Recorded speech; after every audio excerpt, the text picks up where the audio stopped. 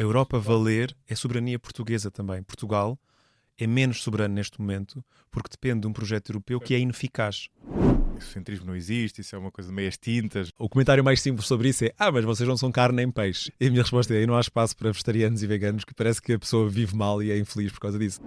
A Iniciativa Liberal é um partido que economicamente é mais direita, mas em alguns temas, também não todos, é progressista. Noutros também é conservador. Nós já temos nuclear e no contexto europeu precisamos desse nuclear, até porque há países que, por mais que invistam em renováveis, não vão conseguir mudar o seu mix energético.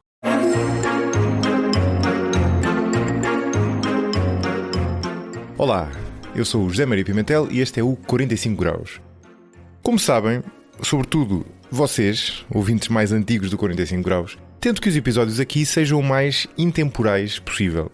Mas também não queria passar completamente ao lado das eleições legislativas que aí vêm no dia 18 de maio.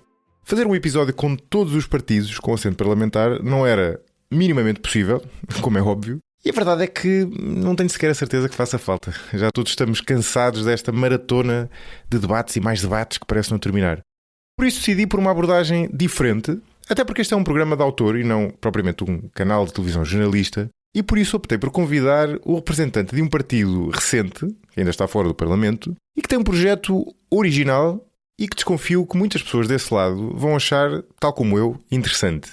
O partido que falo é o Volt. O Volt é um partido pan-europeu, ou seja, existe em todos os países da União Europeia, com a mesma visão política. E isto não acontece por acaso, é que o Volt tem uma visão ambiciosa para a União Europeia. É um partido europeísta que defende o federalismo europeu, que é no fundo a criação de uma espécie de Estados Unidos da Europa. Um governo europeu, uma maior integração europeia e também uma maior democracia europeia. Para além disso, ideologicamente, o Volt assume-se como liberal social, o que os coloca mais ou menos no centro, pelo menos na vertente económica, e isso, argumentam eles, permite-lhes seguir mais facilmente políticas baseadas na evidência e menos ideológicas. Já outros dois aspectos da visão do Volt são, tal como a visão sobre a Europa, um pouco mais ideológicos. Assume-se como um partido progressista e ecologista. Este é, como disse, um partido relativamente recente, foi criado em 2017 na Europa. Não tem tido propriamente um crescimento meteórico, mas tem vindo gradualmente a ganhar terreno. Já conseguiu eleger deputados em alguns parlamentos nacionais e, mais importante, nas últimas eleições europeias, 2024, conseguiu eleger 5 eurodeputados. O meu convidado neste episódio é Duarte Costa, que é co-presidente do Volt, juntamente com a Inês Bravo Figueiredo, que não pôde estar presente, e é nestas eleições cabeça de lista por Lisboa. O que não é por acaso, é o círculo onde os partidos conseguem, normalmente, entrar pela primeira vez na Assembleia. Além de ser co-presidente do Volt, o Duarte é formado em Geografia e é especialista em alterações climáticas. Durante a nossa conversa, começámos por falar do aspecto talvez mais distintivo do Volt, que é a visão sobre a Europa e a defesa do federalismo europeu. De seguida, falámos da ideologia do Volt, no sentido mais clássico, a tal visão liberal-social e ecologista. Já agora, para quem tiver mais interesse neste tema e pouco interesse no tema da Europa, podem sempre usar os marcadores de tempo e saltar para o momento da conversa em que passamos para estes temas, que é mais ou menos por volta dos 45 minutos. Falámos então sobre a ideologia do Volt e o facto de se assumirem como um partido centrista, e este é um aspecto engraçado da política nacional, mas não só nacional, é que a maioria dos eleitores estão ideologicamente em torno do centro. É isto que nos mostram os inquéritos. E por isso um partido que se assume como centrista teria à partida tudo para ter sucesso eleitoral. Mas a verdade é que a história não nos dá muitos casos de sucesso de partidos centristas. Aliás, em Portugal não dá nenhum. E mesmo fora de Portugal é preciso encontrarmos parlamentos com vários partidos para surgirem este tipo de partidos centristas que depois atuam como pivôs nas eleições. O Volt está mais ou menos ao centro nos temas económicos, mas não nos temas sociais, em que se assume claramente como um partido progressista. Um tema de que também falamos. E discutimos também um dos aspectos para mim mais interessantes do Volt, que é o facto de defenderem ativamente políticas baseadas na evidência. E isto implica muitas vezes, em comparação com outros partidos, ter uma mensagem que é mais complexa, mais nuanceada e bastante menos ideológica. E isto pode parecer bom, mas a verdade é que nos dias de hoje é uma mensagem que é desafiante de passar. Porque vivemos numa época em que, quer nas redes sociais, quer nas televisões, há muito mais procura por mensagens simples, em alguns casos poderíamos dizer simplistas, e a política e os eleitores parecem estar cada vez mais polarizados. Este é um desafio claramente para partidos deste género, seja o Volt ou seja o outro, que tem uma mensagem mais nuanceada e menos carregada, que não é fácil de passar em 3 ou 4 segundos e que não desperta exatamente o mesmo tipo de emoções. Foi por isso uma ótima conversa com o Duarte Costa do Volt. Vamos lá!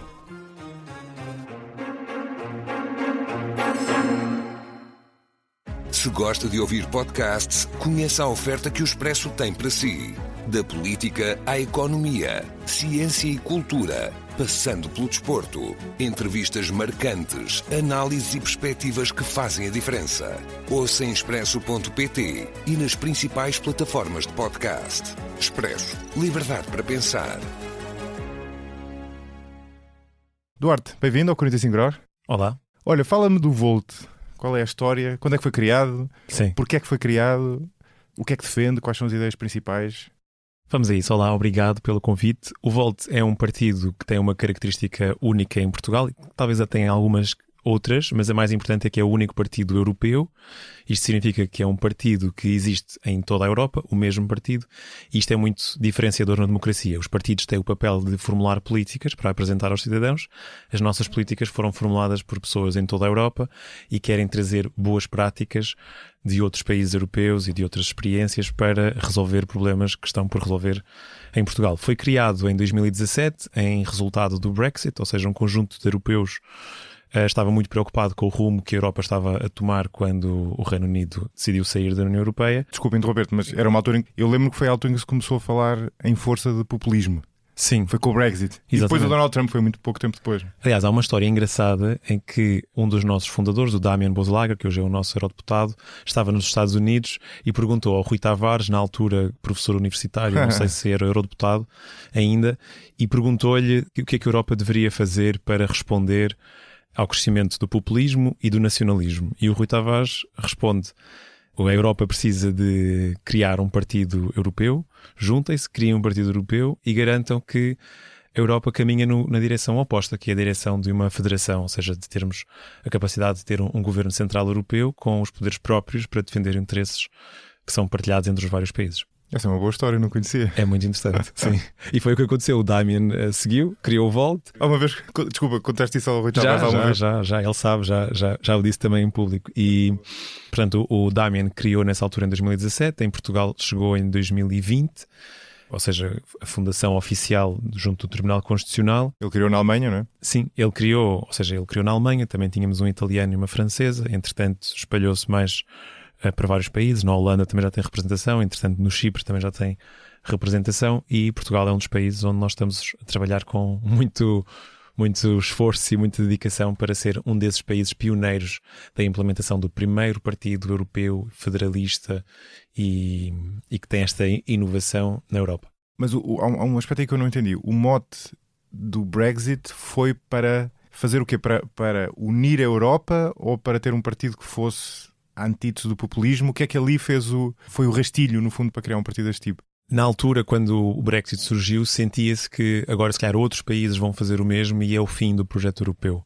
Ok. E o que nós sentimos que era necessário era que houvesse uma alternativa aos partidos tradicionais nacionais, que não estavam a fazer um bom trabalho em defender a União Europeia e em conseguir resultados em nome da União Europeia junto dos cidadãos, e portanto que era preciso trazer um partido muito mais europeísta do que os partidos tradicionais e que tivesse esta visão que já vem desde os pais, os fundadores da Europa, do projeto europeu, que é: nós temos que caminhar progressivamente para mais integração. Aliás, ontem... Sim. Fiquei também agradavelmente surpreendido entre as várias homenagens que se fizeram ao Papa Francisco. O Papa Francisco também, quando se dirigiu à Conferência de Bispos da União Europeia, também relembrou essas palavras, essa ambição de um projeto de união, de solidariedade, de integração, e que consegue dessa maneira garantir paz.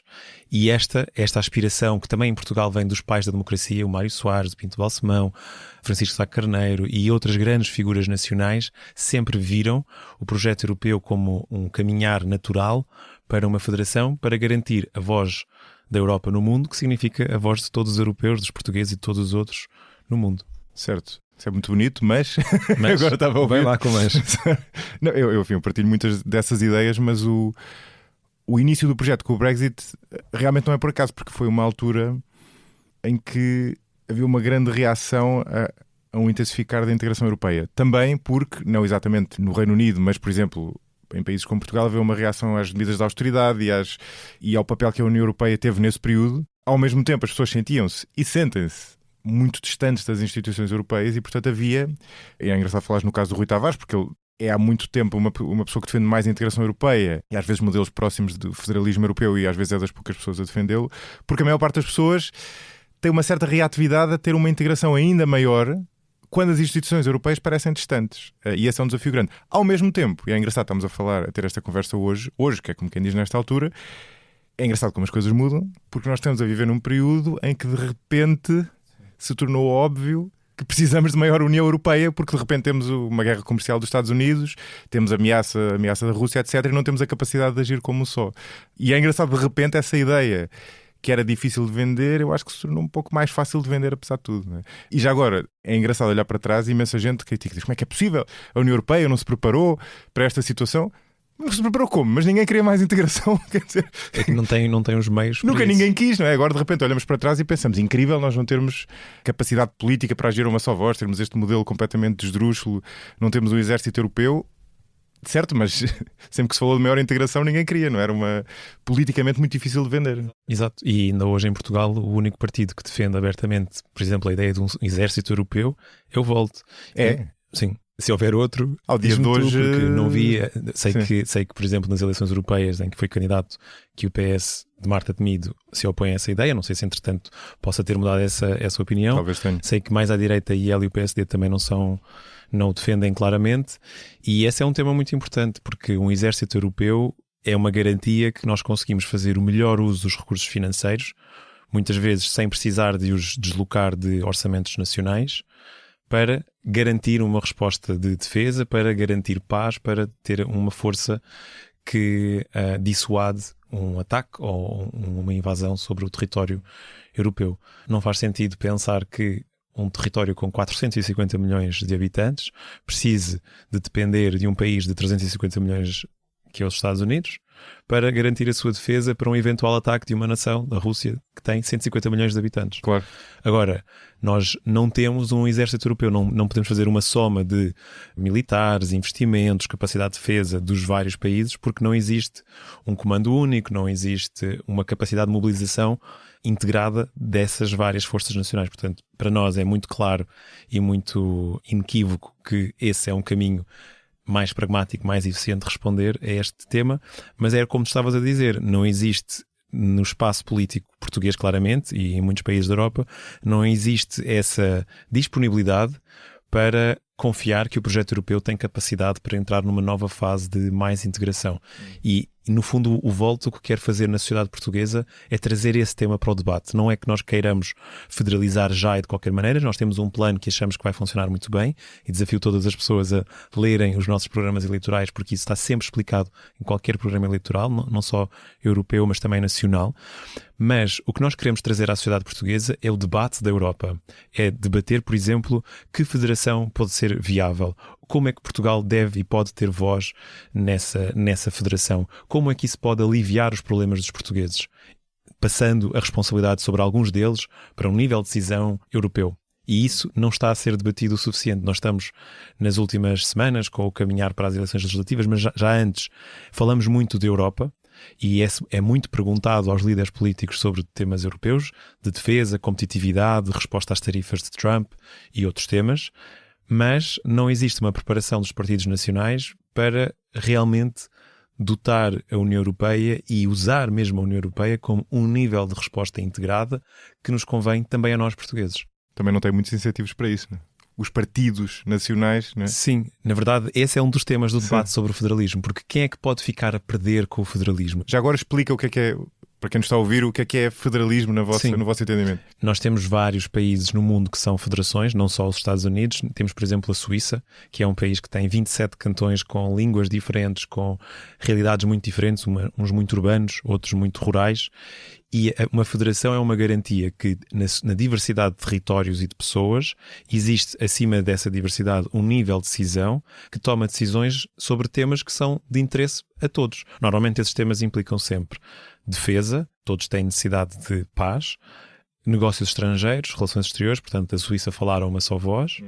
E o tema também das finanças parece-nos muito importante, porque hoje, com a economia globalizada, nós não conseguimos garantir que todos, sobretudo todas as grandes empresas, pagam o seu fair share de impostos, ou seja, pagam tanto quanto empresas nacionais, e tu precisas ter esse mecanismo para não garantir que há evasão fiscal e depois, obviamente, uma sobrecarga sobre aqueles que não têm formas de fugir.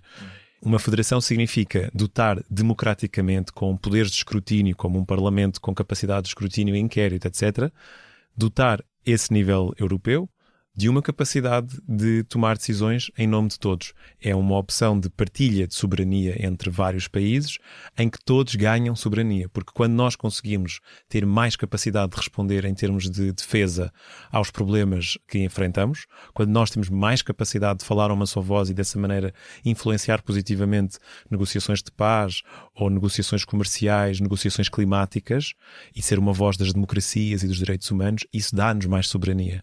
Quando nós conseguimos garantir que a Europa tem condições de competitividade, de apostar na inovação com tanto ou mais do que os nossos principais competidores, os Estados Unidos e a China, e que não dependemos de interesses nacionais e de negociações que duram infinitamente, que ficam aquém de interesses nacionais que procuram sempre trazer a União Europeia para um benefício nacional, isso todos ganhamos soberania. Quem é que perde com uma federação? Quem tem excesso de poder nacional? E aqui não são as pessoas, são os partidos políticos nacionais tradicionais.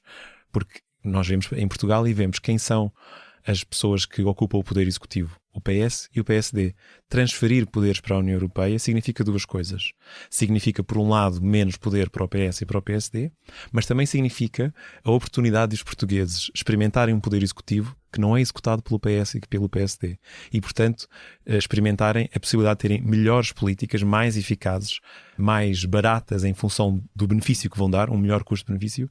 E isto pode ser muito transformador para a experiência política em Portugal, que está há 50 anos dependente da competência ou incompetência do PS e do PSD. O modelo federal que tu estavas a descrever é, no fundo, ter um governo europeu depois com Estados, ou seja, países, podíamos chamar-lhe países, quer dizer, Estados no modelo americano, que têm autonomia para tratar dos assuntos internos, mas há um governo europeu. No fundo, passaria a haver um primeiro-ministro, uma primeira-ministra europeia, não é? Sim, nós queremos eleger diretamente um presidente e um governo eleito pelo Parlamento Europeu. O Parlamento Europeu passar a ter iniciativa legislativa. Isto significa que neste momento não sei se as pessoas sabem, os parlamentares poderem propor legislação, poderem votar moções a ministros e ao próprio governo da União Europeia. E isto significa criar um nível de governo para temas que são próprios de uma federação, temas federais, se quisermos assim chamar. Também haver um Senado, que seria a reforma do Conselho Europeu para um Senado eleito pelos Parlamentos Nacionais, com 2 representantes de cada um dos Estados-membros da União Europeia. Certo. Uma coisa americana. Bom, qualquer federação certo, tem, claro, normalmente... Certo. Mas é o modelo, enfim, é o caso que Sim. mais familiar. E é importante dizer isto, que é, numa federação não se perde o governo nacional. Ou seja, continua a haver um governo do Estado e esse governo tem que ter competências sobre funções de maior proximidade sobre o Estado. E isso acontece em qualquer federação. Sim. Mas há uma tensão entre os dois, não é? Ou seja, bom, em parte isto é uma ilusão, porque os governos nacionais já perderam imenso poder, só não há um reconhecimento disso, não é? Ou seja, há muitas coisas que são decididas a nível europeu, não é? Mas quando falas de criar um governo europeu, estás a abdicar de parte desse poder para o governo central. De novo, a história dos Estados Unidos é uma luta entre o governo central e o governo dos Estados a tentar cada um obter poder um do outro, não é? Agora, aqui a questão, e eu concordo convosco, que eu há muitos anos que defendo, quer dizer, não tenho certeza que se diga há muitos anos que sou federalista no sentido de usar esse termo, mas claramente acho que é importante maior integração europeia, porque, como tu dizias há pouco, há temas que só podem ser resolvidos a nível europeu, por um lado. E por outro lado, eu acho que já era claro há muitos anos, mas hoje no tempo que estamos a viver, isto ficou claríssimo. Tu precisas ter integração para ter uma economia mais competitiva, para ter, no fundo, para a Europa valer economicamente e politicamente a nível mundial. Não? E isso é soberania. A Europa valer é soberania portuguesa também. Portugal é menos soberano neste momento porque depende de um projeto europeu que é ineficaz. Portugal não tem capacidade nenhuma de defender a sua voz no mundo, ninguém quer saber da voz de Portugal. Isto é um bocado duro dizer isto assim, mas nem de Portugal, nem de países mais pequenos do que Portugal. Portugal nem é um país pequeno na União Europeia, é um país médio. Mas ninguém quer saber o que eu quero dizer. Isto é uma frase muito generalizante, digamos assim. Não, mas é claro, mas é verdade, absolutamente. Nem claro. Sequer a Alemanha ou a França, sozinhas, não representam nada de substancial. Nós estamos a falar de um mundo em que temos uma potência como os Estados Unidos, que é uma potência económica, nem sequer é uma potência propriamente demográfica, é um pouco, mas comparada com uma China e com uma Índia, que tem mais de 1.000 milhões de pessoas, Nós, com países com 80 milhões, que é o mais populoso da União Europeia, a Alemanha, sozinhos não temos peso. Agora, quando pensamos em 450 milhões de consumidores, de cidadãos, ainda para mais organizados numa união que tem um sistema político já vigente e que pode ter mais capacidades, que promovem o Estado de Direito, os direitos humanos, uma economia de mercado, mas que tem responsabilidade social e ambiental, que têm relações com o mundo já históricas. Nós deveríamos ter uma posição de liderança na promoção destes valores junto, pelo menos, dos países com os quais temos um passado histórico.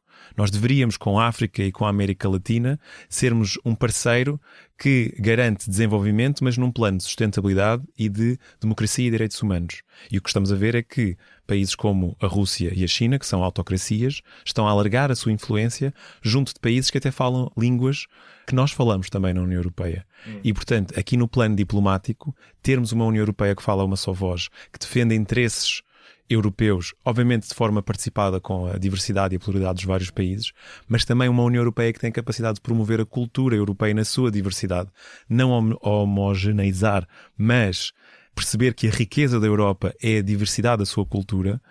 Isto é fundamental para afirmar a Europa no mundo e afirmar aquilo que a Europa representa. De novo, a democracia, o Estado de Direito, os direitos humanos, a sustentabilidade e uma economia livre de mercado, mas com responsabilidade social e ambiental. Sim, eu concordo muito com esse ponto. Acho que no mundo que se está a tornar multipolar, em que já era evidente, mas desde o segundo mandato de Trump ficou ainda mais claro que tu não podes refugiar-te atrás dos Estados Unidos, não é? No fundo não podes ir à boleia dos Estados Unidos. Um continente europeu que não está unido e é simplesmente fragmentos de diferentes países, não é? No fundo não é uma entidade única, são diferentes países. Por muito, como tu dizias, que a Alemanha e a França sejam sempre países importantes a nível mundial, quer dizer, são muito mais pequenos do que os Estados Unidos ou a China, não é a melhor estratégia, não é? E isto é válido em vários aspectos e nem é preciso ir para algumas coisas, enfim, que eu entendo, mas mais líricas que tu disseste agora. Mais líricas? Não, com o que eu concordo, mas quer dizer, basta... Mas qual era a parte lírica? É para a questão dos valores e da economia de mercado, mas com o Estado Social, os nossos valores no mundo, enfim, tudo isso acho importante, mas basta pensar que para teres uma economia competitiva como, por exemplo, os Estados Unidos, tens de ter um mercado único que funcione, como o relatório do Mário Draghi assinalou.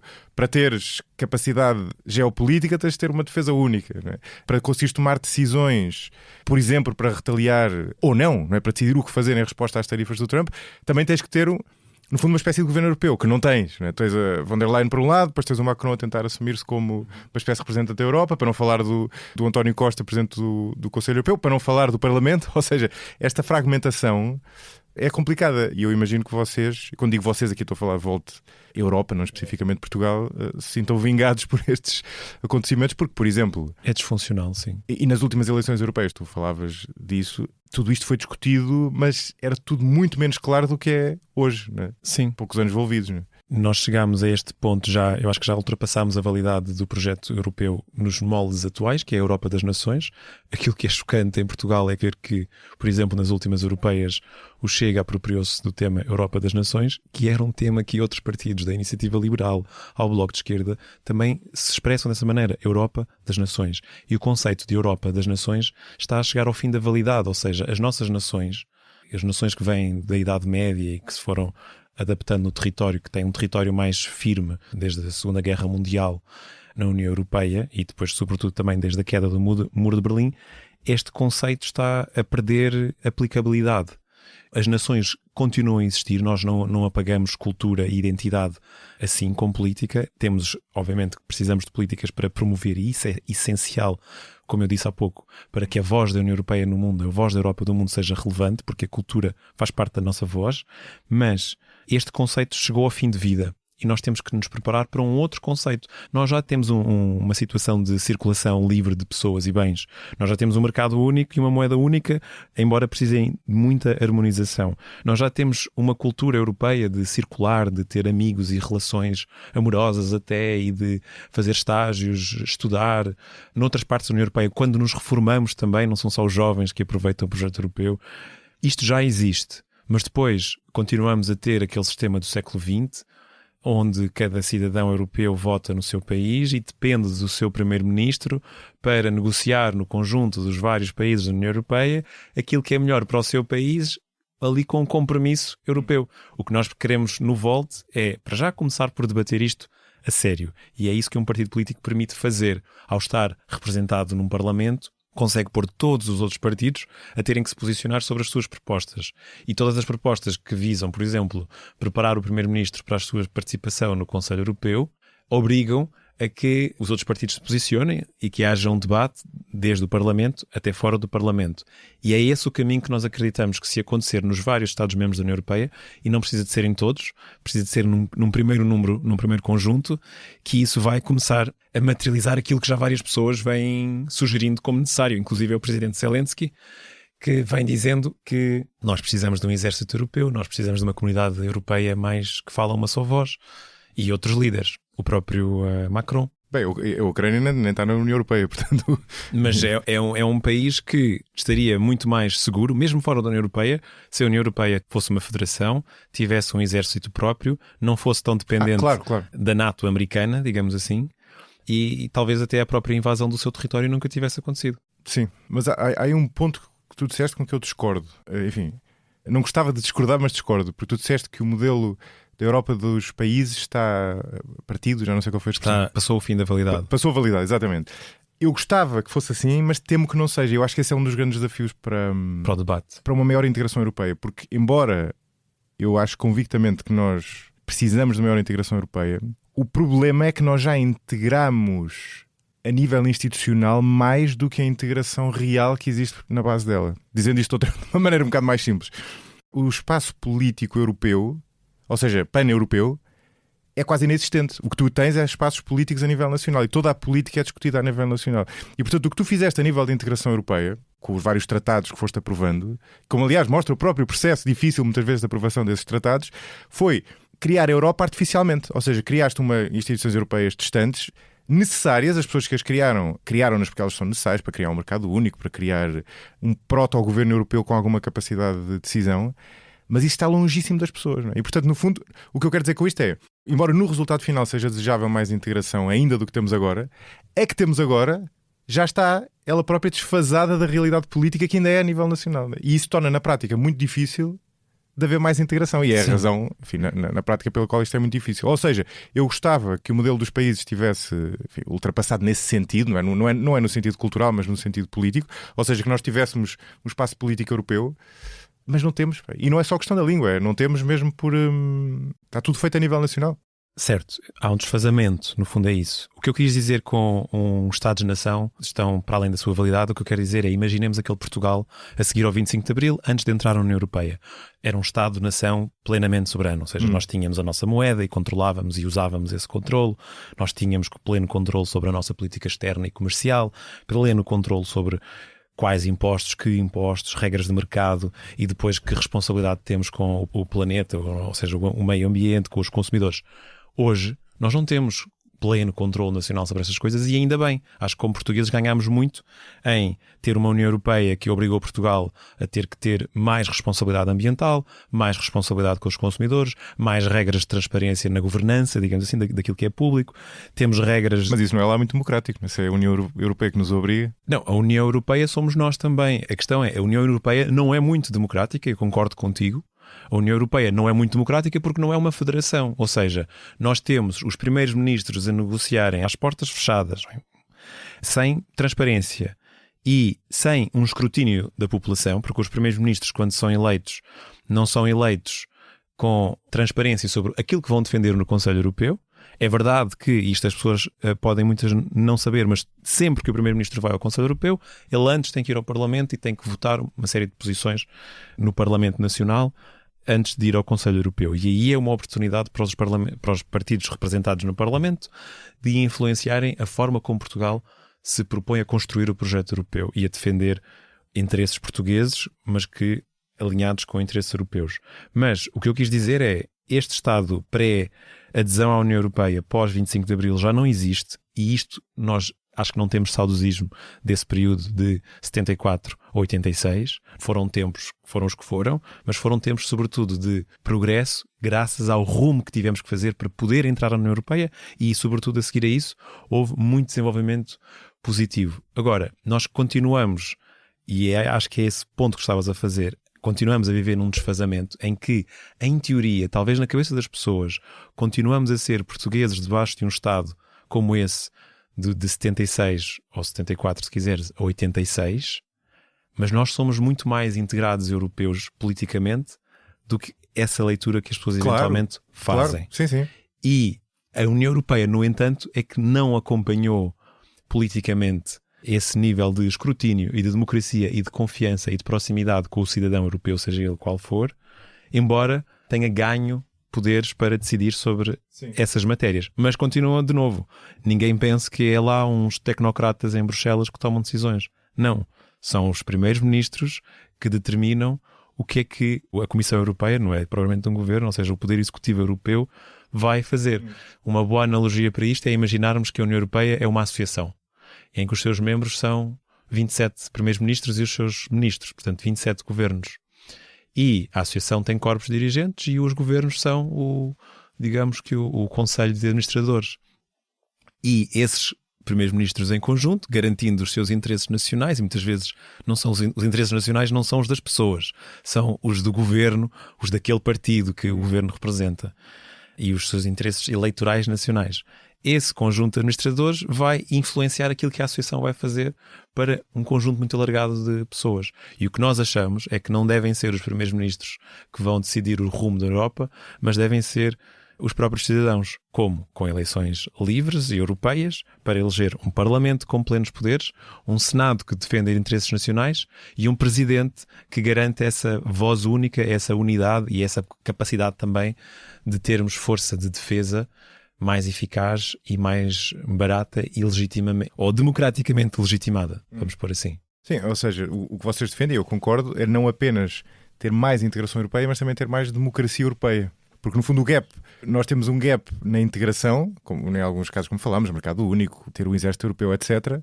Mas temos um gap maior ainda da democracia, ou seja, tu já precisarias e precisas, especialmente se quiseres mais integração, de ter mais democracia europeia, ou seja, no fundo de criar uma democracia associada a este poder que já existe a nível europeu e que atualmente é decidido, como tu dizias, na prática pelos chefes de governo de cada país, não é? Portanto, eu concordo completamente enquanto objetivo normativo, não é? Agora, tu achas que é viável? Pergunto isto mesmo porque eu não sei, já pensei muito sobre isso. Tu achas que é viável, com a diversidade cultural e linguística que nós temos, que depois também está refletida nos próprios órgãos de comunicação social, estamos num deles, não é? É português, não é? Não acho que não haverá muitos espanhóis a ler o Expresso, suponho, ou português a ler o El País ou o El Mundo.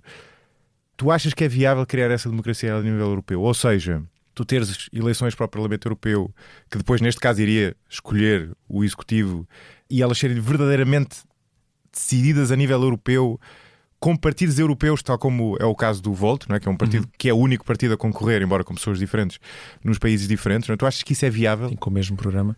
Eu acho que se tu perguntasses isso há 70 anos atrás aos pais, digamos assim, aos primeiros idealizadores do projeto europeu, eles responderiam-te sim, claro que sim. E eles estavam muito atrás dessa decisão, ou seja, não havia ainda uma moeda única, dívida única, não havia um Parlamento Europeu com o nível de poder que hoje o Parlamento Europeu tem.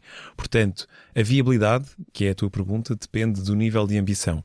No Volt, nós somos um partido muito pragmático, no sentido em que temos uma visão da Europa que é muito ambiciosa, mas como é que podemos dar passos para começar já a ter melhorias e também passo a passo chegar lá? Nós, por exemplo, não achamos que seja necessário os 27 países estarem preparados para uma federação. Podemos ter uma federação europeia dentro da União Europeia. Ou seja, da mesma maneira que temos uma zona euro, ou seja, temos um conjunto de países que se comprometem com uma política monetária comum e com todas as regras que a zona euro implica, nós podemos ter um conjunto de países que partilham a sua soberania em matérias que consideram que são próprias de uma federação. Por exemplo, a questão da defesa, das finanças europeias, o Ministério das Finanças Europeu sobre multinacionais, por exemplo, e a cobrança de impostos a estas empresas, e também as questões de relações externas. Para nós esses são os 3 temas que haveria um enorme ganho em haver essa partilha. E tu podes começar com uma União Federal Europeia dentro da União Europeia, esses países começarem a ter uma experiência diferente e naturalmente outros poderem juntar-se mais tarde. Para países como Portugal, estas mudanças levam tempo. Portugal é um país que tende a ser muito resistente, averso à mudança. Portugal e os portugueses, obviamente, e os políticos portugueses, sobretudo. Aliás, não sei se as pessoas têm essa consciência, mas os eurodeputados portugueses e a representação de Portugal no Conselho Europeu é muitas vezes um dos países mais aversos à mudança no que diz respeito a reformas políticas europeias que vão dar mais poderes à União Europeia. Apesar de haver 7% de portugueses que querem um governo central europeu, isto é um estudo recente que foi feito em todos os Estados-membros da União Europeia, e 30% dos portugueses que quer mais competências transferidas para a União Europeia. Mas isto aqui é um conflito de interesse enorme, porque isso significa menos influência, menos poder, menos recursos para os Estados nacionais, em particular o governo português e o PS e o PSD, que são os partidos de governo. Portanto, mas isso em todos os países. Isto em todos os países, mas noutros países já existe uma abertura, ou já existem partidos menos tradicionais que estão a ocupar espaços de governo. Olha para a França, Macron não é propriamente um político tradicional que já tem um partido de 50 anos e o Macron é um dos líderes europeus mais ambiciosos nesse sentido. Mas António Costa não é, Montenegro não é, Pedro Nuno Santos não é e Pedro Passos Coelho muito menos ainda foi. E, portanto, os nossos líderes nacionais têm sido forças de bloqueio para tudo o que seja reformas europeias que dão mais poderes à Europa e também mais voz aos portugueses sobre que projeto europeu querem. Um exemplo disso, por exemplo, foi a discussão das listas transnacionais. Foi um tema pouquíssimo ou nada discutido em Portugal e que foi super interessante e teve alguma atração noutros países, em que o Parlamento Europeu aprovou a possibilidade de os europeus elegerem uma lista para toda a Europa, ou seja, nós todos os europeus iríamos votar nos mesmos partidos, num segundo voto, num segundo boletim nas eleições europeias. Portanto, a proposta é que elejamos um conjunto de eurodeputados nacionais para representar Portugal e tivéssemos um segundo papel, um segundo boletim, igual em toda a União Europeia, em que os europeus vão votar em partidos europeus e conseguem eleger alguns deputados que têm um mandato para toda a Europa, que têm que convencer europeus em toda a Europa. Isto foi aprovado no Parlamento Europeu, o que é uma novidade incrível, ou seja, há uma maioria de famílias políticas e de eurodeputados a defender esta ideia, mas a maioria dos representantes portugueses, dos eurodeputados portugueses, votou contra, sobretudo os do PS e os do PSD, que eram a maioria, mesmo a extrema-esquerda também, o Bloco e a CDU. O único que votou favoravelmente foi o Francisco Herreiro, que era do PAN, e uma das deputadas do PS, que votou à revelia do PS, mas alinhada com o PS europeu, a Margarida Marques. E, a nível do Conselho Europeu, Portugal foi um dos partidos que bloqueou, ou seja, houve uma maioria de países que bloqueou a aprovação das listas transnacionais, que era já, se tivesse sido aprovada, teria sido pela primeira vez experimentada nas eleições do ano passado europeias, e Portugal foi um desses países, e eu posso dizer que nas conversas que tive com o nosso eurodeputado e com a equipa dele, que Portugal era dos países mais fechados, mais difíceis de conseguir convencer, primeiro na negociação no Parlamento Europeu e depois no trabalho com o Conselho Europeu. Interessante isso. Conversa que tiveste com o vosso deputado do Volt. Sim, sim. Com o vosso eurodeputado do Volt. Na altura, o Damiano Bouzelaga. Agora já temos 5. Agora já tem 5. Pode ter alguma coisa a ver com ser um país pequeno também. Ou seja, não é absurdo. Portugal é um país médio. Sim, médio. Enfim, não ser um país grande, não é? No fundo. Ou seja, não é por acaso que o Macron tem estado tão interessado em ser a cara da Europa, não é? Porque a França é um dos maiores países, portanto estará sempre na linha da frente e tem a ganhar com esse aumento de escala. Um país mais pequeno, eu concordo que também pode ter a ganhar. Eu acho que tem mais ainda. Mas pode perder. Ou seja, depende de como as coisas forem feitas, não é? Mas é verdade, enfim, é verdade que nós temos essa aversão à mudança grande. E esse é um bom exemplo, esse exemplo que estás a dar. É um bom exemplo de como essas coisas depois não transpiram para a política interna. Tu contaste essa história, é uma história interessante. Terá estado nas notícias. Em Portugal, não. Ou se calhar nem esteve nas notícias, eu não conhecia. Presumo que imensa gente que nos está a ouvir também não conhecesse. Os eurófilos que estão a ouvir vão saber bem do que é que estamos a falar. Mas os eurófilos são muito poucos. Curiosamente, não é? Porque supostamente Portugal é um dos países mais pró-Europa, mas aí também é outro tema interessante, porque nós somos pró-Europa, mas eu acho que há uma relação com a União Europeia muito trazida pela forma como os nossos políticos nacionais constroem a interação de Portugal com a União Europeia, que é gostamos muito da Europa. Porquê? Porque são fundos europeus, porque o meu pavilhão gimnodesportivo, a minha piscina, a minha autoestrada, a verba que eu recebi na minha empresa para fazer alguma coisa inovadora veio da União Europeia. Portanto, é numa relação muito de... tenho benefícios óbvios e diretos. Sim. Mas será que sou um europeísta daqueles que olham para a Europa como a solução dos meus problemas? Eu não acho que sejamos mais europeístas do que outros países. Lá está, não é? Nós temos uma visão benigna da Europa porque nos tem sido muito útil. Mas não acho que sejamos mais europeístas do que outros países. E acho que na maior parte dos países não há um grande europeísmo porque não há um espaço europeu político. Ou seja, a nossa relação eleitores com a Europa é sempre mediada pelo governo. idealmente mediada pelos deputados ao Parlamento Europeu. Na prática, muito pouco. A maior parte deles são quase desconhecidos a nível nacional. E eu acho que esse é o grande obstáculo. Tu há bocado não respondeste a isso. Deste aquela resposta dos pais fundadores da Europa e tal. De novo, é muito bonita, mas não me está a responder. A minha pergunta é, tu achas que é viável, se nós tivéssemos uma eleição a nível europeu, tu teres uma discussão a nível europeu, como tens nos Estados Unidos? Precisamos tens a barreira de uma da língua, transformação de várias coisas. Precisamos de uma transformação da nossa paisagem mediática. Uma das coisas que nós queremos também criar é um serviço público europeu de comunicação, um broadcast. Uma espécie de lusa europeia, é isso? Lusa, e não só uma RTP europeia, se quiseres, e até pode ser uma aliança de várias RTPs, ou seja, de várias emissoras nacionais, e que em paralelo com as notícias e o debate público que existe sobre os temas nacionais, haver também o debate europeu. Nós hoje temos notícias europeias a proliferar todos os dias na nossa agenda, são incontornáveis. As pessoas têm que se posicionar e posicionam-se nas conversas que têm sobre o que é que a Europa devia fazer em relação à guerra comercial de Trump, o que é que a Europa devia fazer em relação à situação da Ucrânia, que perdeu o apoio dos Estados Unidos da forma como tinha antes, o que é que a Europa deve fazer sobre a sua perda de competitividade, quando temos dados que surgem e que nos mostram que a situação é preocupante, o que é que a Europa deve fazer para garantir que cumpre com as suas metas climáticas e que o Green Deal não é enterrado como está a ser. As pessoas são confrontadas com isto, mas não têm espaços mediáticos e de construção da opinião, ou pelo menos não têm numa proporção paralela, para serem os decisores que tu dizes que é difícil serem.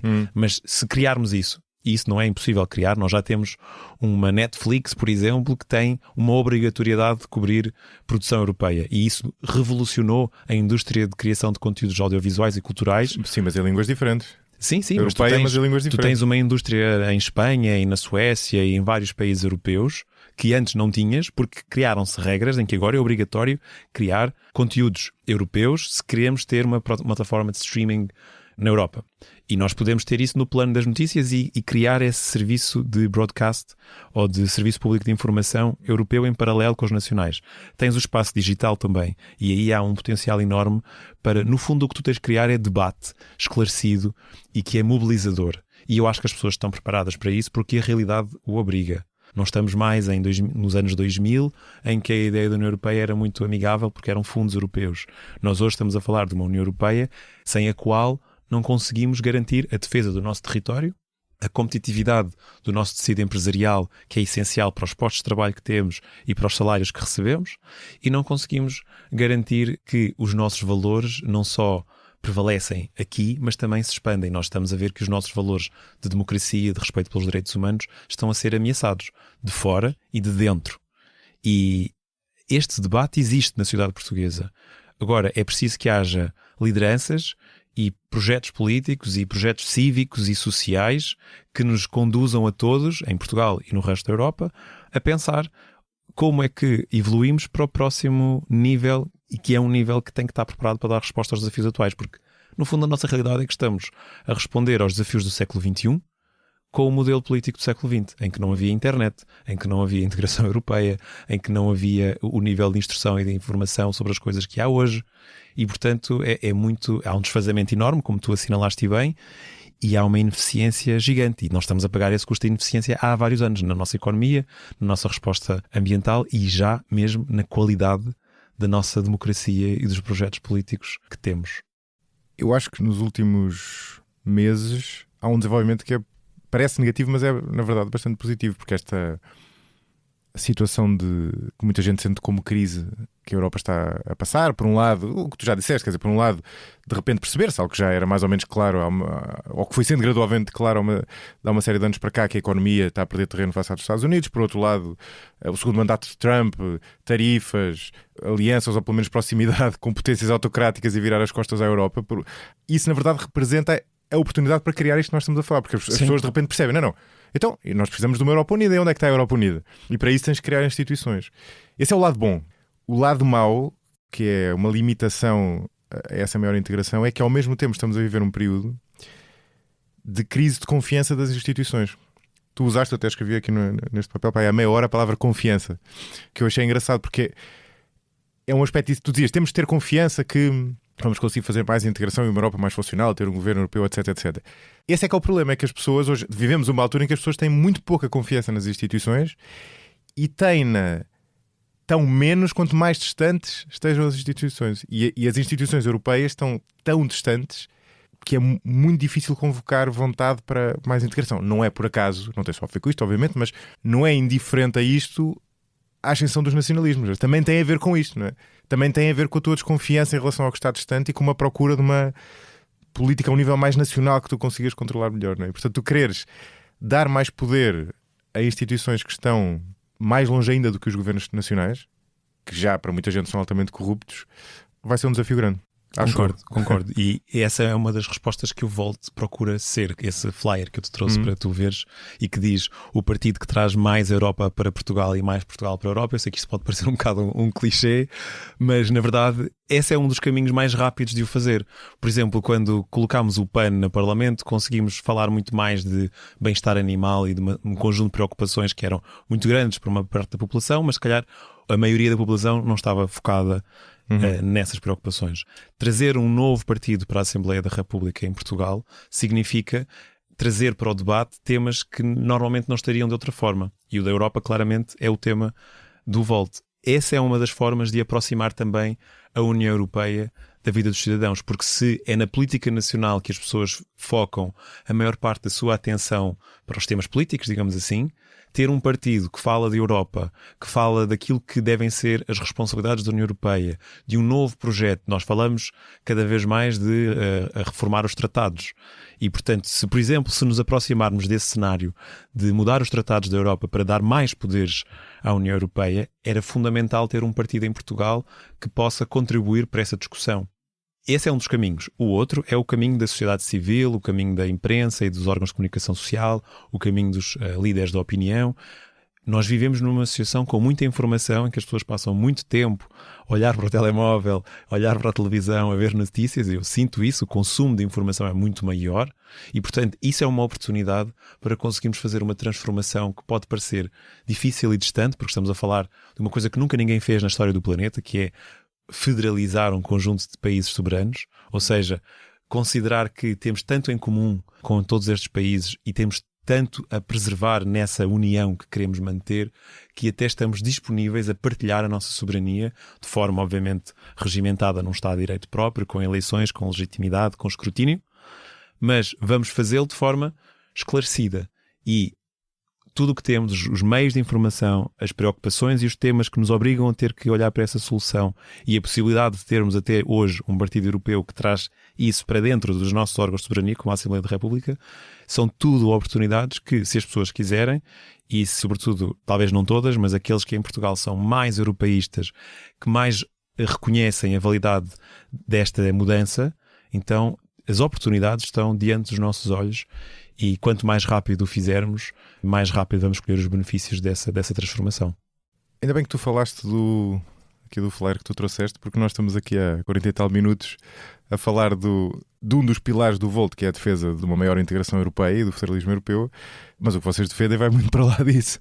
E nós temos aqui ao virar da esquina, na verdade, eleições legislativas e não eleições europeias. Não é? Eu estou pegando aqui no flyer, vocês têm, de um dos lados diz europeu, que já falámos, e depois diz pragmático, políticas informadas por evidência, e participativo. Tem estes três pilares: europeu, pragmático, participativo. E do outro lado, que me parece mais sobre a ideologia propriamente dita, diz liberal, social, ecologista. Explica lá isto. Certo. O europeu já percebemos. Esta é Agora faltam os outros. Esta é uma explicação que já dei a centenas de pessoas nas ruas quando distribuí esse flyer. Portanto, está bem oleada, não é?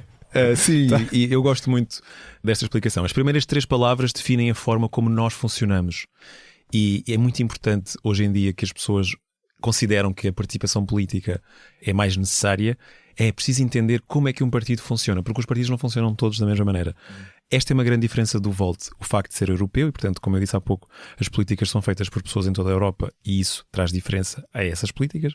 O facto de ser pragmático, ou seja, as políticas são baseadas em evidências. Fazer o programa eleitoral do Volt é super entusiasmante porque tu tens discussões técnicas super interessantes e tens um programa com referências científicas. Portanto, para quem gosta e para quem sente falta de políticas que não são só ideológicas, mas são sobretudo baseadas em boas práticas, essa é super aliciante fazer parte dessa equipa e ler o programa do Volt. Desde já convido todos a fazerem.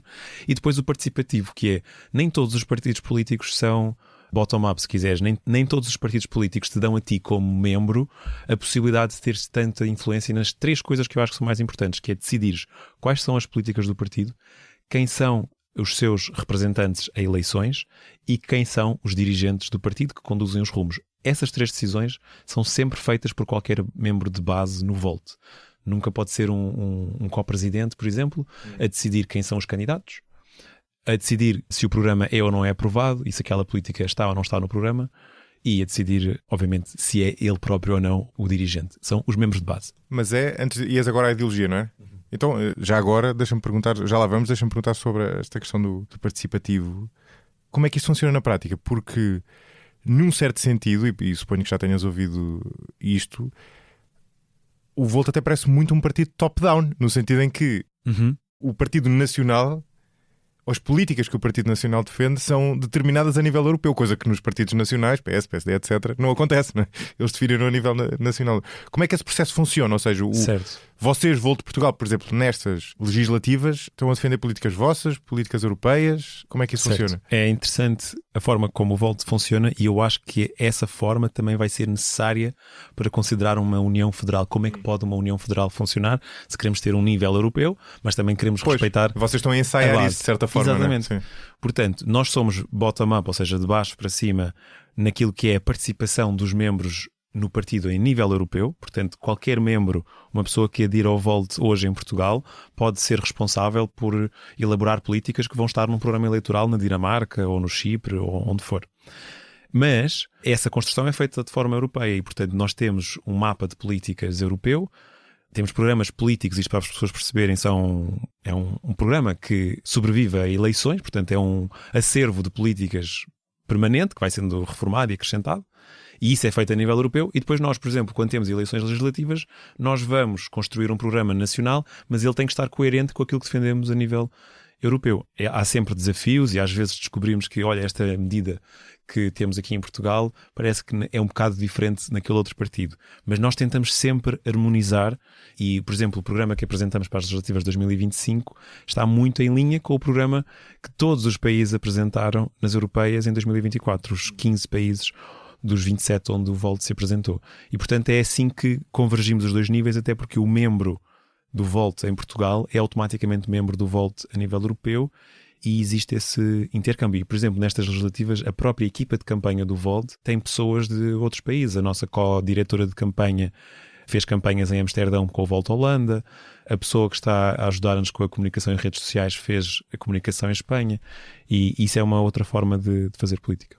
Mas explica-me uma coisa, então. Imagina que vocês, Volt Portugal, têm uma interpretação diferente de uma determinada medida, ou acham que há uma medida que é especialmente importante para Portugal, ou que se aplica noutros países, mas não se aplica cá. Vocês têm autonomia para mudar o programa, nesse sentido? Sim. Como é que funciona? Até onde é que podem ir? Sim, nesse processo? Ou seja, se for uma medida que não é contraditória com outros posicionamentos, sobretudo de visão europeia, isso não temos a flexibilidade. Ou seja, em teoria, poderíamos fazê-lo porque o Volt Portugal é um partido político, é uma entidade própria. O Volt Europa ainda não é um europartido, tem que ter eleição em mais países para ser um europartido reconhecido pela União Europeia. Portanto, em teoria até poderíamos fazer isso, mas nenhum país quer fazê-lo porque todos queremos mais Europa e queremos uma União Federal. Portanto, o que nós fazemos é as políticas nacionais têm que estar de acordo com essa visão europeia. Agora, posso dizer que na prática isso nunca acontece. Nós nunca queremos defender algo para Portugal que seja pior para a Europa.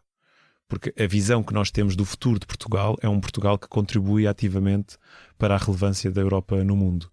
E seja no plano ambiental, no plano da economia, no plano da defesa, no plano do Estado de Direito e da democracia, isso nunca existe. Agora, o que pode acontecer é, há certas políticas que são importantes para Portugal e que não são relevantes ou que não põem em causa o interesse europeu, e aí o Portugal pode defender isso com mais clareza do que isso é comunicado noutros contextos da Europa. E quem é que define o programa? Portanto, ele vem ao molde, se quiseres, europeu, não é? Mas depois vocês cá em Portugal definem o voto ecologial, como é que funciona? O voto é dos membros. Nós temos uma equipa que os membros podem voluntariamente se juntar para formular o programa nas várias áreas temáticas. Essa equipa vai usar o acervo total de programas eleitorais, ou seja, desde os programas anteriores do Volt em Portugal ao programa europeu, e depois faz-se uma proposta. Os membros podem depois apresentar emendas e no final é votado transversalmente por todos os membros. Ou seja, por maioria, basicamente. Sim. Certo. Essa ideia de ter um programa europeu que depois é, de certa forma, declinado para todos os países é um modelo interessante. E agora sim. Sim. Vamos ao ao verso do flyer. Vamos ao verso do flyer. O Que é a verso parte do mais flyer ideológica. é a parte, exatamente, de onde é que nós estamos no espaço político português. Em Portugal ainda existe uma dependência grande da palavra esquerda e direita. Eu sinto muito quando falo com as pessoas na rua, as pessoas perguntam, mas o Volt é de esquerda ou é de direita? Não é só em Portugal, não é? Sim, não é só em Portugal. Nós dizemos que não deveríamos ter que escolher entre dois males. E isto já é um posicionamento político em si. O Volt é um partido do centro, é um partido que se posiciona entre o PS e o PSD, e como tem esta característica de querer ter políticas mais baseadas em boas práticas e evidências, o tal pragmático, do que em ideologias políticas convencionais, do socialismo ao liberalismo clássico, por exemplo, nós ocupamos este espaço. Somos liberais, sociais e ecologistas. Porquê? Portanto, a palavra liberal, para começar, é uma palavra que normalmente é preciso trazê-la da pontuação negativa que ela hoje tem.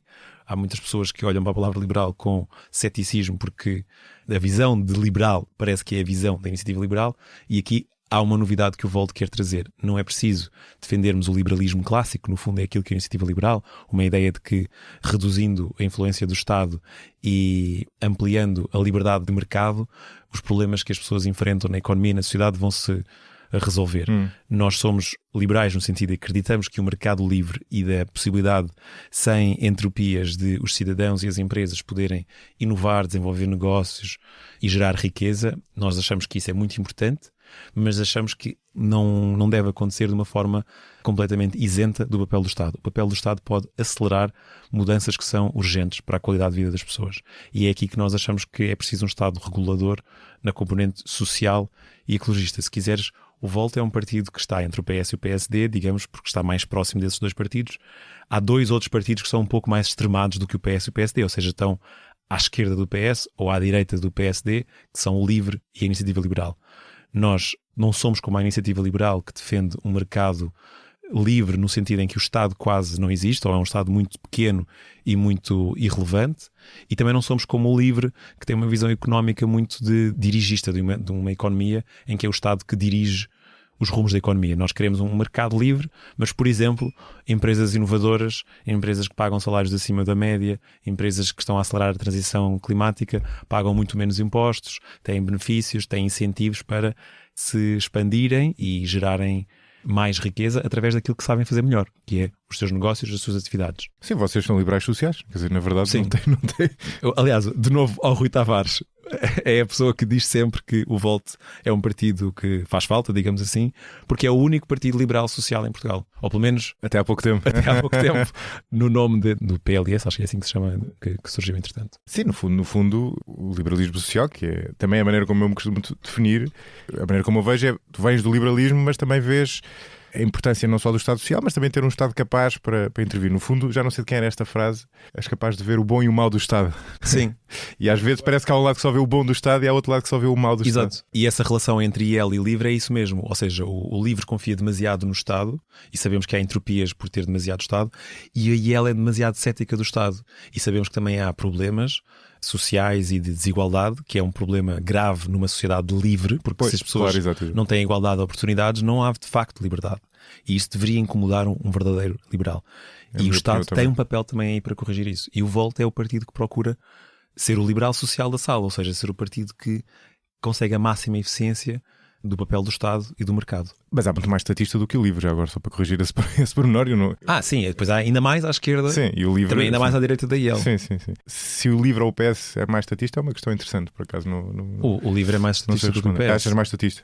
Talvez. Quer dizer, o PS também tem as suas diferentes nuances. Pois são partidos diferentes, não é? O PS é um partido mais... É um catch-all party, não é? É um partido maior. O PS, por exemplo, tem muito eleitorado ligado a funcionários públicos, ligado desde a Troika até agora, também mais ligado a pensionistas. O LIVRE tem o eleitorado mais jovem, muito a favor de investimentos em ciência e coisas do género. Portanto, são visões diferentes. Só há uma coisa que tu disseste com que eu discordo. Isto é um pormenor académico, mas irrita-me as pessoas que dizem que a distinção esquerda-direita não significa nada. Não, eu não disse isso. Eu disse que tu disseste? Que não precisamos de escolher entre dois males. Mas isso não é verdade, não são dois males. A questão é, tu tens várias maneiras de distinguir as visões políticas das pessoas, mas aquela que explica mais é baseada em 2 eixos. Depois podíamos estender isto até 4, que incluiria, por exemplo, a questão do cosmopolitismo, no qual vocês estão muito fortes, mas tem 2 eixos essenciais, que é a questão da economia e a questão da sociedade. Existe esta heurística do esquerda e direita porque na maior parte dos países tu tendes a ter uma convergência de partidos entre um partido que é liberal na economia e conservador na sociedade e outro que é ao contrário, né? PSD, PS, né? Mas na prática as razões por que isto acontece são interessantes, não vale a pena ir por aí, mas na verdade tu tens 2 eixos. O que acontece é a vossa posição nestes 2 eixos não corresponde, não encaixa nesta linha que eu estava a descrever entre os 2 partidos. É diferente, não é? No fundo vocês são, eu diria, centristas na economia, provavelmente, e na sociedade mais progressistas. Sim, o que eu digo de não temos que escolher entre 2 males, e eu acho que aí o liberal social é uma resposta incrível, nós não devíamos ter que escolher, por exemplo, em Portugal, entre termos políticas que estão focadas em corrigir desigualdades sociais e acelerar a transição climática e políticas que garantem que existe um mercado livre capaz de gerar riqueza, capaz de nos levar aos níveis de prosperidade como os outros países da Europa. Porque neste momento, quando tu votas mais à esquerda, estás claramente a favorecer temas sociais e ambientais, e quando votas já mais à direita, estás claramente a favorecer temas económicos. E a opção do Volt, a opção do liberal social ecologista não teríamos que escolher entre 2 coisas essenciais, da mesma maneira que não devíamos ter que escolher entre 2 males, que é o mal de ficar aquém daquilo que é necessário. Não falei do ecologista e tenho o dever de o falar, até porque é a minha trajetória pessoal e profissional e venho a esta casa sempre para falar sobre alterações climáticas, à SIC.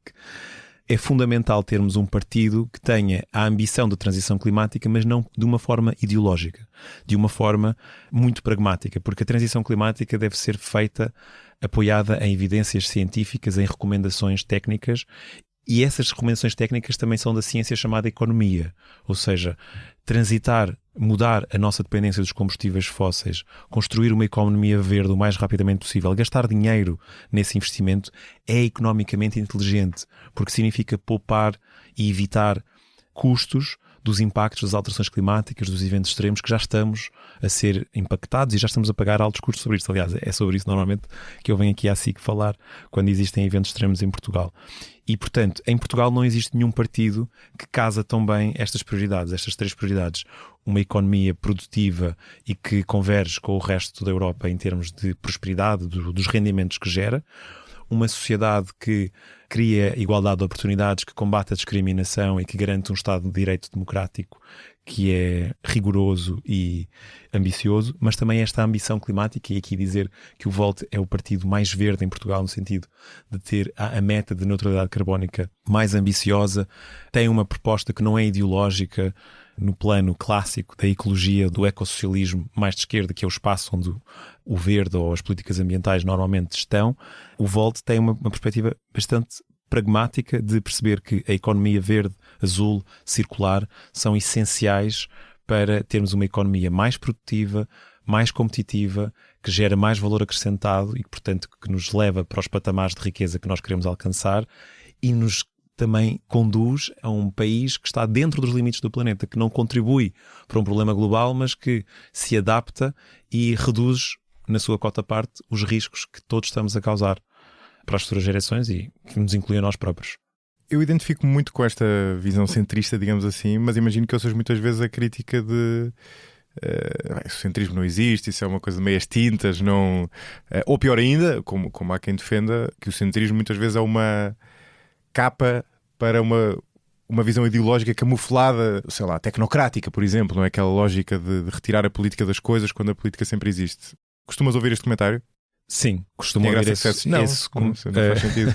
Não, e o comentário mais simples sobre isso é: mas vocês não são carne nem peixe. Exato, era a expressão que eu estava à procura. E a minha resposta é: não há espaço para vegetarianos e veganos, que parece que a pessoa vive mal e é infeliz por causa disso. Na verdade até... Mas as pessoas estranham, não é? Estranham, é engraçado, porque um partido ter uma ideologia, por um lado torna-o parcial, mas por outro lado parece que é uma espécie de garantia de autenticidade. As pessoas pensam: ok, eu com este sei com o que é que posso contar. E um partido que se diga meio centrista, as pessoas ficam, sei lá o que é que vem dali, não é? Sim, eu gostava que houvesse mais espaço para comunicar o centro, para justamente debater isso e as pessoas poderem ter uma posição mais informada ou mais baseada em uma discussão livre sobre as coisas e menos de porque sempre foi assim, porque para mim é esquerda e direita e já está.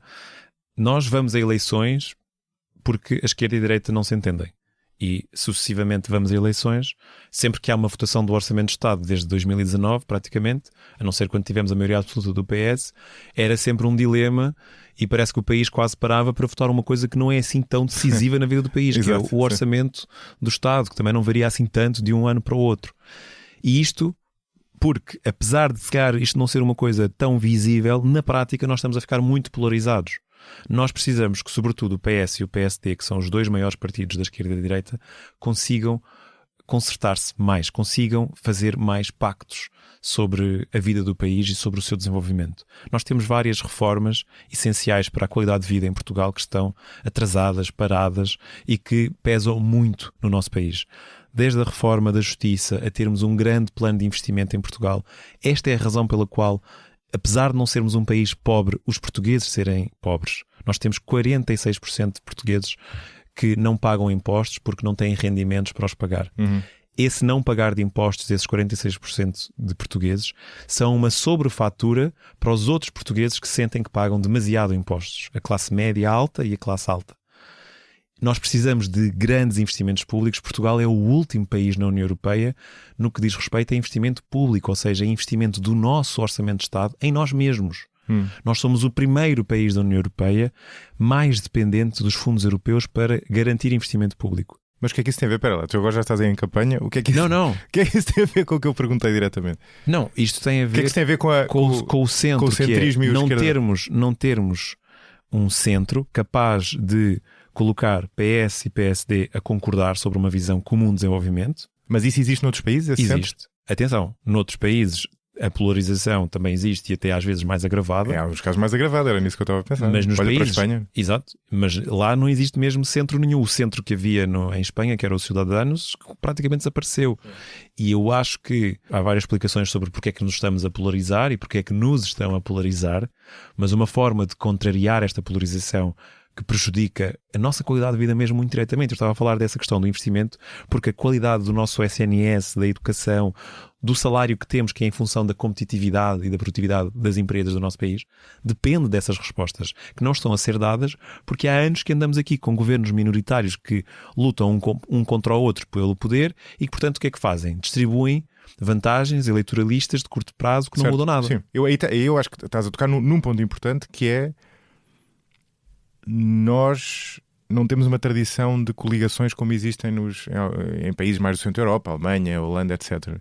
Também há países que têm ainda menos do que nós, mas eu simpatizo muito com esse modelo, que é o modelo em que cada partido vai a voto e depois tu fazes alianças. E aí eu acho que um partido deste género tem um potencial. Aliás, nós já falámos disto, foi antes das últimas legislativas, fiz um episódio do podcast, foi um episódio, enfim, limitado no tempo, que só esteve disponível naquele período, porque era uma reflexão, no fundo, sobre as eleições, em quem votar, etc. E na altura imensa gente protestou, por dizer, então, mas tu dizes de liberal social e não consideraste o Volt? Não sei se foram mandados por vocês. E eu, se calhar foste tu deles. Não foi. As pessoas são livres, eu não mando. Agora vão lá chatear este Eu gajo. não mando ninguém dizer nada. E na verdade eu sou cético no nosso modelo ao potencial de um partido deste género, precisamente porque o nosso modelo é pouco amigo de coligações e ainda é um modelo com relativamente poucos partidos. Mas no modelo, por exemplo, como o da Alemanha, ou sobretudo no modelo holandês, já é muito mais viável. No modelo holandês tu tens, se contares o Volt, tens 3 partidos liberais. Tens um partido liberal mais tipo IEL, que é o Ajuda. Há o D66? Não, esse é outro. Portanto, tens um tipo IEL, agora não me lembro do nome. Tens outro que é o D66, que é um mais liberal social. E depois tens o Volt ainda. Mais, também liberal social, mais europeísta e sobretudo, acho eu, com eleitorado também de idades diferentes. Tem um perfil de eleitorado diferente. Portanto, num país tens 3 partidos com uma base liberal, embora depois com interpretações diferentes, não é? E aí já é possível ter partidos deste género, cada um contribui da sua forma e faz as coligações, que me parece uma coisa muito mais saudável, sinceramente, do que tu teres grandes partidos a almejar à maioria absoluta, que depois eu acho que as pessoas têm a percepção que não corre lá muito bem. E não corre mesmo. E não corre Escândalos de mesmo. corrupção e ineficiências. Sim. Sendo que ela é as maiorias absolutas, uma maioria parlamentar é importante para a governação. Não é importante é que ela seja de um único partido. Sim. Essa é que é a questão. Não? Mas aí o que eu diria para contrariar essa ideia do teu ceticismo sobre um partido deste espaço político é: vamos dar baby steps, passos mais pequenos. Talvez não precisemos imediatamente de sonhar com uma coligação entre PS ou PSD, até porque isso também tem um lado negativo, que nem vou entrar por aí, mas as pessoas entendem que precisamos de pluralidade. Mas uma forma disso acontecer muito simples é, se o Volt conseguindo ter boas relações com partidos à esquerda e à direita, que tem, neste momento nós estamos numa coligação local, por exemplo, as últimas autárquicas de partidos de esquerda e numa coligação de partidos de direita. E é interessante. Sim, ou seja, em Oeiras estamos a apoiar um movimento de cidadãos, o Evoluir Oeiras, com o LIVRE e o Bloco, e em Coimbra estivemos a apoiar a candidatura do atual Presidente da Câmara, que era do PSD e mais uma série de outros pequenos partidos mais à direita. Todos eles democráticos. Nós temos essa tradição também nos vários países onde estamos, mesmo o trabalho que fazemos no Parlamento Europeu. Uma curiosidade aqui, no primeiro mandato do Damian, o Damian conseguiu desbloquear muitas situações no Parlamento Europeu, porque ele era o deputado dos Verdes que conseguia negociar com o PPE, com o grande partido de centro-direita, que os Verdes normalmente não conseguem, porque tem uma posição muito mais ideológica. E o Damian conseguia, e puxou para si todos os temas dos Verdes que eram sobre reforma europeia, portanto tudo o que era ligado a mais democracia, mais voz para os cidadãos, que em geral os Verdes são muito abertos a isso, mas não é a sua agenda prioritária. E portanto esse é o legado do Volt no Parlamento Europeu. Aqui, como é que nós podemos fazer isso? Se, por exemplo, se eu for eleito no dia 18 de maio e conseguir trazer propostas que antes negocio com o PS e com o PSD nestas áreas centrais para a vida dos portugueses e para o desenvolvimento de Portugal, e que é impossível estes partidos serem contrários porque estão alinhados com a sua visão, porque PS e PSD não estão assim tão longe um do outro para não conseguirmos avançar com estas reformas. É simplesmente porque para eles é mais importante esta disputa de mérito, talvez, de valor na perspectiva dos portugueses, para garantirem que são eles, na iminência de umas eleições antecipadas, que agora são iminentes todos os anos, conseguirem ficar um bocadinho à frente. Nas últimas foram só 50 mil votos à frente. Aliás, PS e PSD têm exatamente o mesmo número de deputados, a diferença são os dois do CDS. Portanto, o que é que eu posso fazer? Posso trazer propostas na justiça, na aposta na inovação para aumentar o valor acrescentado à economia portuguesa, na reforma dos serviços públicos, por exemplo, mesmo a questão da saúde e das PPPs. Tem sido um tema, parece que o país inteiro tem visões divergentes. Não. Foi durante o governo do PS que as PPPs foram introduzidas, e foi durante o governo da Geringonça que o primeiro relatório a avaliar PPPs em Portugal foi bastante positivo sobre a sua eficácia, sobretudo em termos de custo-benefício. Menos custos, mais e melhores atendimentos. Portanto, nós podemos fazer isto em Portugal. É preciso é que haja um partido que consiga negociar com o PS e com o PSD e meio que ser aqui pivô. Um pivô, um mediador que consegue, em nome de reformas urgentes, desbloquear as duas grandes forças políticas. Deixa-me voltar ao tema do centrismo, que eu acho que é uma questão interessante, porque eu não sei se tu concordas com isto, mas há duas acessões de centrismo, uma com que eu concordo e outra com que discordo bastante. Aquela com que eu discordo é aquele centrismo que imagina, isto é muito passível de acontecer com um candidato a Presidente da República. Não sei se o Almirante Gouveia Melo vai ensaiar esse número, suponho que sim. Quer dizer, não, eu sou de centro, estou ali entre a esquerda e a direita, sou um tipo de centro. Isto obviamente põe muito pé atrás, porque o que isto significa é esta pessoa não está a mostrar-me aquilo em que acredita, quando todos nós somos parciais, não é? A nossa ideologia reflete os nossos valores e todos nós temos valores que é a nossa preferência em relação à sociedade em que queremos viver, e isso é uma parcialidade. Alguém que se diz centrista desta forma coloca-me logo de pé atrás. Outra versão do centrismo, que é aquela com que eu simpatizo mais, é esta, que no fundo não é um centrismo de dizer eu estou ali no centro, não. O que eu tenho é, no fundo, eu tenho valores que estão muitas vezes em tensão entre si. O liberalismo social tem valores que estão muitas vezes em tensão entre eles. A liberdade do indivíduo está muitas vezes em tensão com a necessidade de assegurar a igualdade de oportunidades, por exemplo. Tens de ir contra a liberdade do indivíduo. E portanto isso é um centrismo de natureza bastante diferente. O que ele diz é, no fundo eu tenho um palato que me permite sentir sabores de um lado e do outro, não é? Então há dias em que eu ouço um podcast ou um vídeo no YouTube com o Milley, vamos para ir ao extremo do liberalismo, e penso, olha, este tipo está a dizer coisas interessantes. E se calhar há outro dia em que ouves o Bernie Sanders e penso, este tipo está a dizer coisas interessantes, não é? Portanto, não é que a pessoa esteja ali no centro como uma espécie de figura imparcial. Toda a gente tem a sua imparcialidade. É uma espécie de espectro da parcialidade que abarca os dois campos, não é? E porquê é que eu acho isto interessante? Porque é isto, na minha opinião, e não o outro centrismo meias tintas, é este centrismo que liga às políticas baseadas na evidência. Sim. Porque o que isto significa é, se eu sou capaz de me interessar e de encontrar ideias interessantes, por exemplo, na economia, tanto numa visão mais para o mercado e para as empresas, como numa visão mais de intervenção estatal, então eu vou estar aberto para ir ver que evidência é que existe e vou estar ok com escolher a evidência mais forte. Sim. Coisa que se eu tiver um viés muito, muito mais apertado já não vou estar. Sim. Sem dúvida. Não sei se concordas com isto. Percebo e concordo, e temos exemplos disso na prática que nos são centrais para aquilo que temos que responder hoje. Por exemplo, falámos há pouco do exército europeu. Tu não consegues ter partidos de esquerda a defender um exército europeu, porque ideologicamente a esquerda não pode defender armamento, não pode defender investir em defesa, porque isso não é humanista. E eu percebo esse argumento. Agora, em termos reais, pragmáticos, já percebemos a ameaça que Putin representa. Como é que nós podemos assegurar a nossa defesa? A ideia de diplomacia, que é a ideia do Bloco de Esquerda e da CDU, para mim, e acho que para a grande maioria dos portugueses, é completamente a ilusão, uma fantasia, porque não existe diplomacia com Putin.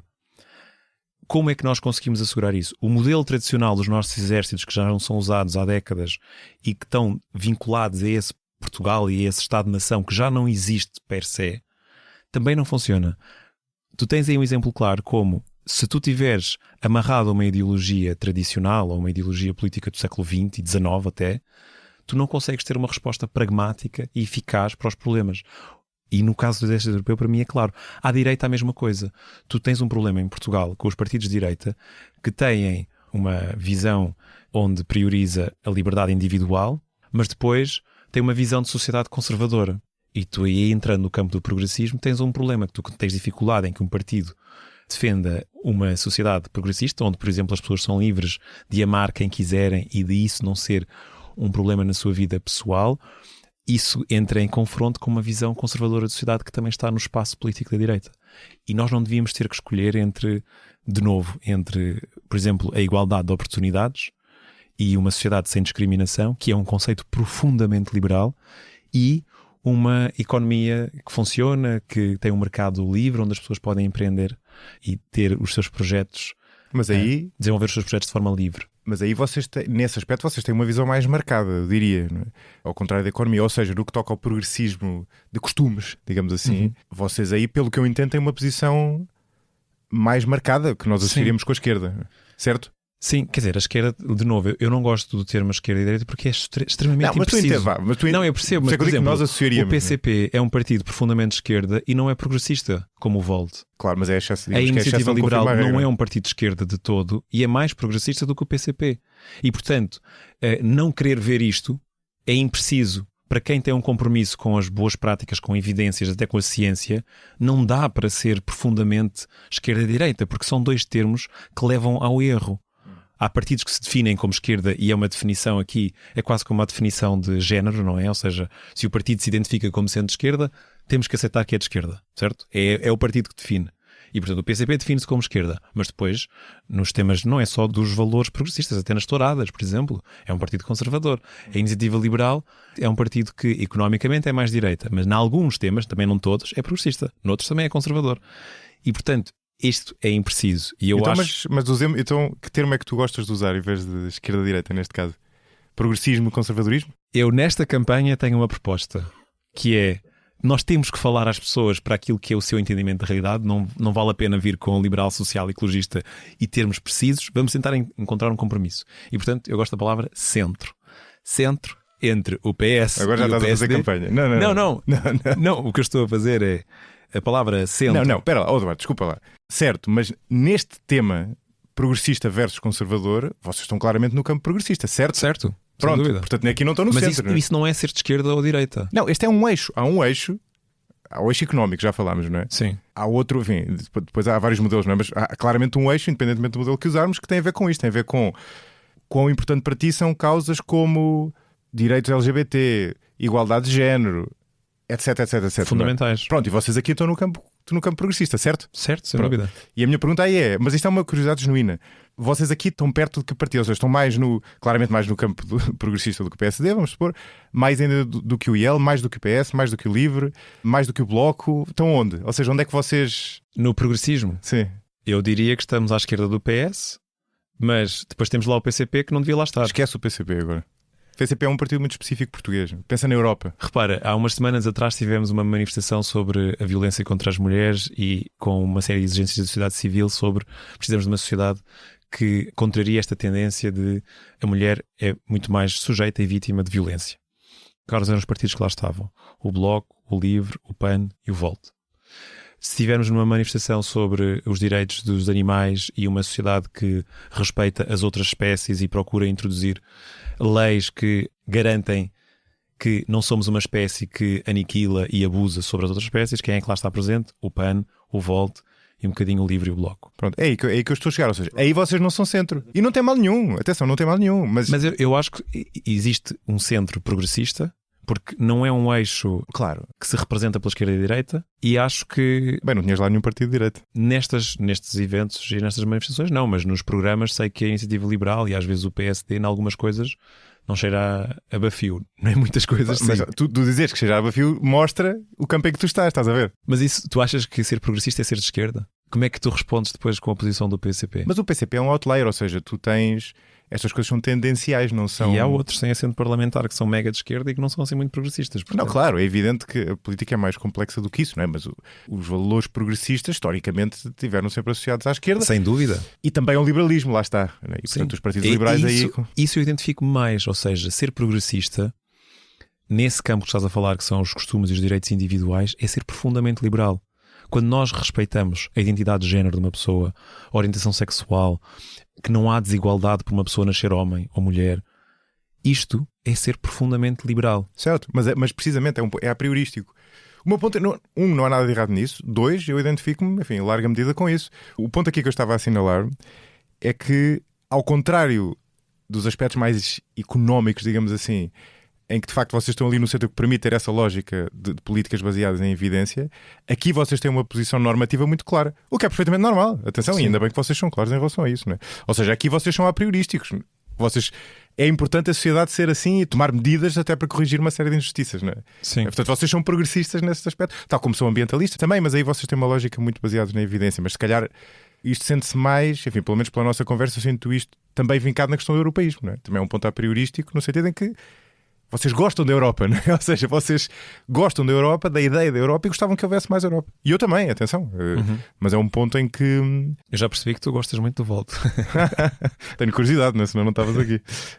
Para voltar ao ponto das políticas baseadas na evidência, que eu acho um aspecto interessante, até foi engraçado porque e na verdade foi uma das coisas que depois me fez convidar-te, e a ti e à Inês, mas pronto, depois só pudeste vir tu, porque eu quando estava a pesquisar para o último episódio, que foi sobre políticas de habitação, apanhei uma série de modelos de outros países, alguns casos que se fala muito, fala-se do caso da Catalunha, Berlim, Viena, e fui, como é hábito quando estou a preparar episódios, vou ao Google pesquisar algumas coisas, depois vou parar artigos, podcasts, YouTube, e apanhei um vídeo do YouTube do Volt, precisamente sobre esse tema. Eu achei a abordagem muito interessante porque lá está, um tema em que não havia uma ideia prévia muito forte e, portanto, o que eles fizeram foi olhar para o que a evidência dizia sobre os vários casos, e eles acabaram por dizer que 2 modelos que nós diríamos que até podiam vir do mesmo espaço político um pouco mais à esquerda, na verdade um resultava bastante mal e outro resultava bastante bem. O que resultava mal era o modelo de Berlim, que tentou basicamente controlar as rendas, impor tetos às rendas, e o impacto que teve foi basicamente o que diz qualquer livro de economia básica, que foi que saíram casas do mercado e portanto aquilo não funcionou. No entanto, o modelo de Viena, falado nesse último episódio, que é um modelo mais baseado em oferta pública, funciona bastante bem, não é? Portanto, eles diziam, nós olhamos para os dados e os dados não favorecem Berlim, favorecem Viena. Quando, na verdade, muitas vezes estes modelos são defendidos pelo mesmo campo político. Eu achei isso interessante. E achei interessante também, no caso do ambientalismo, o facto do Volt ser favorável ao nuclear. Não é que eu seja, também já fiz episódios sobre isso, não é que eu tenho uma opinião final sobre o tema, mas o facto de um partido ambientalista, e que não é um ambientalismo postiço, não é? Ou seja, um ambientalismo que claramente faz parte dos valores nucleares, estar disposto a aceitar o nuclear, que é rejeitado por uma grande parte do campo ambientalista, é um sinal também interessante de... Lá está, no fundo é uma prova, para mim foi uma prova de que essa lógica de política baseada na evidência não é postiça, é uma coisa levada a sério, não é? Sim.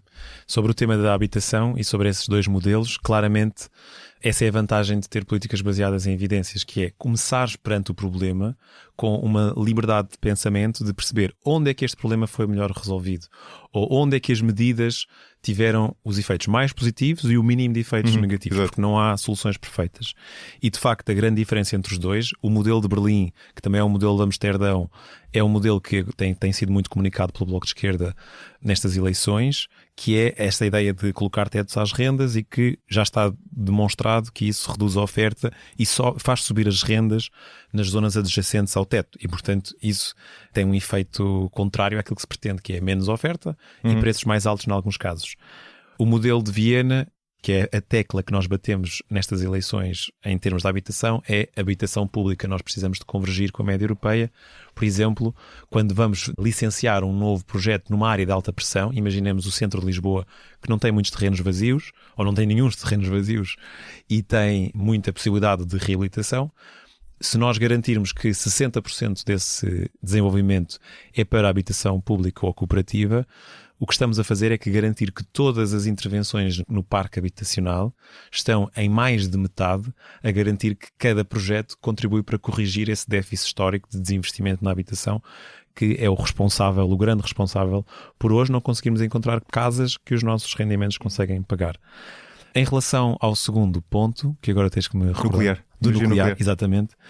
Por acaso a minha história pessoal é talvez um bom testemunho sobre isso. Portanto, eu venho para o Volt como especialista em alterações climáticas e apaixonado pela sustentabilidade, ou seja, tinha estudado a energia nuclear quando fiz o meu curso de Geografia e o meu mestrado lá no final dos anos 2000, em 2008 e 2009, e tinha uma ideia negativa da energia nuclear pelo seguinte: nessa altura havia muita clareza na evidência científica que não sabíamos como dispor em segurança dos resíduos nucleares no final de vida de uma central nuclear. E, portanto, desde essa altura que eu tinha essa ideia que a energia nuclear não era assim tão bonito, porque, sim, durante a sua vida não emite emissões e é muito barato e produz muita energia, mas é um problema de longo prazo que deveria ser contabilizado durante a vida útil do projeto. Cheguei ao Volt e, portanto, até tinha uma posição negativa. Quando comecei neste processo que já falámos de elaboração de programas e que os membros votam, e foi um tema mega discutido dentro do Volt, comecei a ter várias pessoas a trazerem argumentos e fazerem perguntas. E como pessoa que tem um compromisso com as evidências e não com uma ideologia, comecei, realmente, hoje já existe tecnologia nuclear que produz quase nada de resíduos. E estes quase nada de resíduos é muito mais fácil de gerir, mesmo que não haja nenhuma solução milagrosa. Isto já é muito menos um problema. E, na verdade, comparando com outras soluções que também têm os seus problemas, isto é viável. E, portanto, o Volt e esta cultura de evidence-based ensinou-me a mim, tendo essa liberdade de mudar de alguém que até tinha algum ceticismo porque tinha uma opinião desatualizada sobre o nuclear, a ser favorável ao nuclear. Sim. Agora, essa história é muito engraçada. Sim, e depois temos o outro lado, que é, ok, e agora a aplicabilidade disto? E aí é o lado político, aí é onde isto não se torna tecnocrata. Portugal deve ter energia nuclear? Isto já não é tecnocracia, isto já são opções estratégicas e políticas. E isso também deve ser próprio do debate político. Deve Portugal ter energia nuclear com todo o potencial renovável que tem? E aí eu acho, pessoalmente, não acho que Portugal não precisa de apoiar no nuclear. Sim, é uma questão diferente, isso é uma questão... Exato, nós já temos nuclear e no contexto europeu precisamos desse nuclear, até porque há países que, por mais que invistam em renováveis, não vão conseguir mudar o seu mix energético. Sim, olha o fiasco da Alemanha. Exato. A Alemanha investe quantidades absurdas em solar e eólico e ainda assim no mix energético isso é muito pequeno. Mas depois, por ter este viés ideológico contra o nuclear, temos um problema de transição climática na Alemanha. Aliás, revertemos e voltámos a ligar centrais a carvão, que é uma estupidez na minha perspectiva, por causa de uma questão ideológica. O Partido Verde na Alemanha, tradicional, é contra o nuclear. Enquanto que os únicos dois partidos que são a favor, se eu não estou em erro, é o Volt e a direita mais radical. Não sei se não estou informado sobre a posição desses partidos, mas não sei se os liberais e a CDU, que é o equivalente ao PPE, não sei exatamente como se posicionam hoje depois das grandes discussões que aconteceram. Agora acho que já são a favor. Mas houve uma altura que até mesmo os verdes diziam que não podiam apoiar o renovável porque só a extrema-direita é que era a favor do nuclear. E isto, a extrema-direita com uma lógica completamente diferente, que é, sim, o nuclear pode ser poluente à vontade, na lógica desinformada, e portanto o que nós queremos é energia barata, não nos estamos a preocupar com... Sim, exato, sim, não vamos olhar para o resto, né? Exato. Sim. Deixa-me perguntar-te uma coisa para terminar, que eu acho que encaixa bem no que nós fomos falando aqui. Tenho muita curiosidade de saber o que é que tu achas sobre este desafio. Vocês propõem, no fundo, uma resposta maioritariamente centrista, com estes eixos que já falámos do europeísmo, do progressismo, do ambientalismo, não é? Mas no essencial da política é uma resposta centrista e é uma resposta baseada em políticas focadas na evidência e, portanto, é uma resposta tecnocrática no bom sentido, não é? Este é um termo que às vezes tem um significado pejorativo, mas tecnocrática no bom sentido, ou seja, de fazer as coisas de acordo com o que diz a investigação. Isto é algo com que eu simpatizo bastante, mas que está muito ao arrepio das tendências políticas atuais, que é exatamente de polarização, portanto de distanciamento do centro, e de uma política mais baseada nas paixões do que propriamente na evidência, não é? Ao mesmo tempo, vocês não são apenas um partido centrista neste sentido, mas são também um partido novo, um partido que se propõe fazer política de maneira diferente, captar os jovens. Como é que tu vês isto? Ou seja, como é que tu vês possível neste ambiente atual quadrar este círculo e captar os jovens, que são, lá está, ao mesmo tempo também as camadas da população mais desconfiadas da política tradicional, das próprias instituições democráticas enquanto instituições, não é? Como é que achas que é possível fazer isto?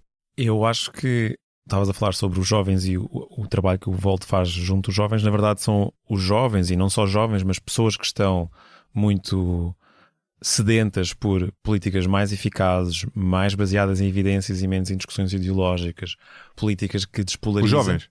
Os jovens são um grupo de pessoas que se atrai por isto e, portanto, que votam no Volt ou que vêm para o Volt. Nós, por exemplo, fizemos sondagens a seguir às eleições europeias e legislativas do ano passado para perceber, foi nas nossas redes sociais, com uma amostra de umas poucas centenas de pessoas, mas vale o que vale. E é curioso que o tema de votei no Volt, porquê? Porque defende políticas baseadas em evidências. É uma das grandes bandeiras das pessoas. Na verdade, são várias que são bastante numerosas. O Volt não tem uma causa. Há muitas pessoas que votam pelo liberal social, há outras pelo baseado em evidências científicas. Eu acho que a solução para isto é trazermos cada vez mais para o debate político essa expectativa. Ou seja pela parte de quem modera um debate político ou uma entrevista, seja também pela parte dos seus intervenientes, dos seus interlocutores. Quando se fala de habitação, tem que haver dados, tem que haver um lugar onde essas políticas já funcionaram bem e depois, com base nisso, faz-se um debate sobre isso. Ou seja, tendo em conta esta realidade portuguesa que vem destas origens, tendo em conta estas soluções que já funcionaram nos outros sentidos, o que é o senhor mais de esquerda, o que é o senhor mais de direita, o que é o senhor mais do centro, ou o senhor, o que é que defendem, porquê? E se isto for o debate político, vamos contrariar o populismo e vamos contrariar a polarização. Mas a questão é como é que tu fazes do debate político isso? O que tu vês cada vez mais que as pessoas procuram não é isto. Sim. Eu acho que era isto que devia ser e até estou convencido que a médio prazo vai ser isto. Esperemos. Mas no momento atual o que as pessoas procuram é respostas simples. Não necessariamente isto não se aplica. É por isso que o Chega tem um grupo parlamentar e o Volta não tem. Senão era ao contrário. Exato. No meu ponto é mesmo esse. Embora isto não se aplique exclusivamente ao populismo de direita radical, não é? Mas sim. As pessoas procuram uma resposta simples, não é nuance, não é. Sim. Isto não é aquele discurso velho do Restelo, que está tudo péssimo, as redes sociais são péssimas. Não. Quer dizer, acho que nós estamos a adaptar-nos a uma nova realidade em que circula imensa informação e isto é um resultado disso. Mas a verdade é que é o que é, não é? E, portanto, é vender complexidade quando as pessoas estão à procura de simplicidade, e a ideologia, a polarização também tem a ver com isso, é que a ideologia dá imensa simplicidade, não é? Sim. É muito mais fácil tu dares uma resposta ideológica que é completamente normativa e, portanto, está autoexplicada, do que tu teres de ir aos dados, não é? Claro, e é muito mais fácil tu conseguires os votos porque criaste uma narrativa que queres travar aquela força ou a esquerda ou a direita de crescer. Portanto, a pessoa não vai votar na esquerda porque gosta da esquerda, vai votar na esquerda porque tem medo da direita. Sim. Ou vice-versa. Isso tu vês muito claro nos discursos mais emocionais, populistas dos dois extremos. O que é que nós podemos fazer? Para já, nós precisamos de começar a ter mais espaço de debate assim, baseado em dados, em empoderamento, porque quando falamos de dados, trazemos boas práticas e no final a pessoa sai daquele debate e percebe o problema da habitação também existe noutros países, houve soluções assim assado, naqueles países funcionou, noutros não funcionou, eu já percebi porquê e eu acredito, na minha opinião, isto é empoderamento, que Portugal, dadas as suas características e dadas as características do problema aqui, eu acredito que, por exemplo, temos mais habitação pública, é mais eficaz do que pôr tetos às rendas. Isto é empoderamento. E é um empoderamento que permite à pessoa, no debate do café, da família, do trabalho, sentir que tem uma posição, que tem uma opinião e que quer fazer valê-la. Esse é um ponto interessante. E isto é democracia ao mais alto nível. E nós também temos esta realidade democrática porque os partidos que têm mais antena, mais peso político, aqui falo mesmo do PS e do PSD, têm degenerado e têm degradado a qualidade do nosso debate. Sempre que o debate é sobre quem é que é o o melhor, digamos assim, não no plano das ideias e das propostas e das soluções, mas no plano de qual é que é o menos corrupto, qual é que é o que eu confio mais, qual é que é o que eu gosto mais de ouvir, nós degradamos a qualidade da democracia para todos. E, portanto, a primeira coisa que eu diria é temos que mostrar a todas as pessoas, independentemente do seu nível de educação e de instrução, que a democracia é sobre falar sobre problemas e soluções que nos afetam a todos. A segunda coisa que eu acho ser fundamental é que nós precisamos de ter resultados dessa forma de fazer política. Ou seja, se nós conseguirmos resolver problemas que neste momento doem profundamente a muitos portugueses, porque tivemos políticas baseadas em evidências e que foram muito mais eficazes, as próprias pessoas vão começar a perceber que esta política funcionou porque aprendemos com outras práticas e aplicámos aqui. Eu sinto a diferença. E sentir a diferença significa hoje eu consigo encontrar uma casa em Lisboa que eu possa pagar, claro. Mas eu lembro-me que lá atrás em 2025 eu não consegui. Isso é o impacto da boa governação. Né? Exato. E isto é fundamental. E isto não está a acontecer nas mãos do PS e do PSD. Mas antes disso a minha pergunta é, eu sei que tu estás a... Vais dizer que eu estou a fazer campanha. Não, estás a defender as ideias do... Eu usar a tua expressão agora. Estás a defender as ideias do Volt e muito bem, não é? Aquilo que eu estou a perguntar, e é uma pergunta que me assola há muito tempo, é como é que tu consegues ter sucesso eleitoral com um partido destes? E acho muito interessante o caso do Volt, porque não será o único, mas é quase o único partido que tem tido algum sucesso a nível europeu neste tipo de plataforma. A maior parte dos partidos que têm tido sucesso nos últimos anos, partidos novos, têm sido ou partidos de direita radical, lá está, ou partidos que, não sendo de direita radical, são antissistema. Ainda há bocado falávamos em off do, como é que se chama, do Fidesz, não sei quantos, sim, que é um youtuber cipriota que conseguiu ser eleito para o Parlamento Europeu e foi, aliás, o candidato mais votado no Chipre. Não sei qual é a ideologia dele, mas não parece todo ser de direita radical, mas é muitíssimo antissistema. Portanto, é muitíssimo tudo isto que nós estamos a falar. Jamais ler um relatório de não sei quantas páginas. Aquilo não cabe num short do Instagram ou nem sequer num vídeo do YouTube. Porque esta abordagem, para muita gente, é uma abordagem meio cinzenta. Até por isso é que ela não casa bem com redes sociais, não é? Nos países onde o Volt tem sido bem sucedido, ou eventualmente casos de outros partidos que tu conheças, portanto, no caso do Volt estaríamos a falar da Alemanha e da Holanda, certo? E do próprio Chipre. E do Chipre também? Sim, onde já temos também representação. Tem no Parlamento Nacional, sim, não é? Exatamente. O que é que resultou bem? Ou seja, quais são as boas práticas? Não é? O que é que resultou para eles terem sucesso? Para o sucesso do Volt. Cada país tem a sua realidade. Na Holanda, as eleições de 2021, que foram durante a pandemia, foram muito marcadas pela necessidade de uma resposta europeia mais concertada e um sentimento... Ou seja, a Holanda é um país que tem uma maioria cética em relação à União Europeia, os frugais, não é? E, portanto, havia um grupo da população que sentia que essa era a resposta errada da Holanda e que precisávamos sim de mais Europa, e a pandemia veio reforçar isso. Ok, interessante. Houve um conjunto de coisas que aconteceram e, sobretudo, oportunidades de visibilidade que fizeram com que o Volt conseguisse ter uma imediata grande adesão por um grupo que tinha expressão eleitoral para eleger, portanto, de imediato elegeu logo 3 deputados na primeira vez que foi às legislativas holandesas. Na Alemanha também havia essa leitura nas europeias de 2019 de, perante o Brexit e perante a ameaça do projeto europeu começar a cair com muitos nacionalistas e também tendo algumas oportunidades de grande visibilidade, onde basicamente o Volt chegou a centenas, se não milhões de pessoas, em algumas de forma repetida, as pessoas passam a saber, ok, este partido existe, defende estas ideias, eu até me identifico. A Alemanha elege, se não estou em erro, 90 eurodeputados, são muitos eurodeputados, e portanto é preciso uma percentagem até não muito alta para conseguir um. Exato. E nós tivemos nessa altura 200 ou 300 mil votos e conseguimos eleger um que depois, com um, já se conseguiu mostrar muito trabalho no Parlamento Europeu. Portanto, o sucesso tem sido de conseguir trazer uma mensagem a um nível de visibilidade alargado e que vem responder a uma necessidade que as pessoas sentem que está muito ligada à Europa. Aqui em Portugal, o Volt não tem tido oportunidades de visibilidade. Não existe claramente, pelo menos não estou a ver isso claramente expresso no voto dessa necessidade da Europa. Ou seja, temos estes 7% de portugueses que querem um governo central europeu. Se esses 7% votarem no Volt, o Volt tem um grupo parlamentar na Assembleia da República que vai trazer este tema com força, ou seja, a necessidade de construir uma Europa mais ambiciosa, e como é que isso depois se ramifica em várias áreas de política pública. No ambiente, na saúde, na economia, na crise da habitação, na defesa, nas relações externas, nos direitos humanos, no Estado de Direito, na transparência, na justiça. Ou seja, com um deputado isso é impossível, mas com um já conseguimos fazer alguma coisa.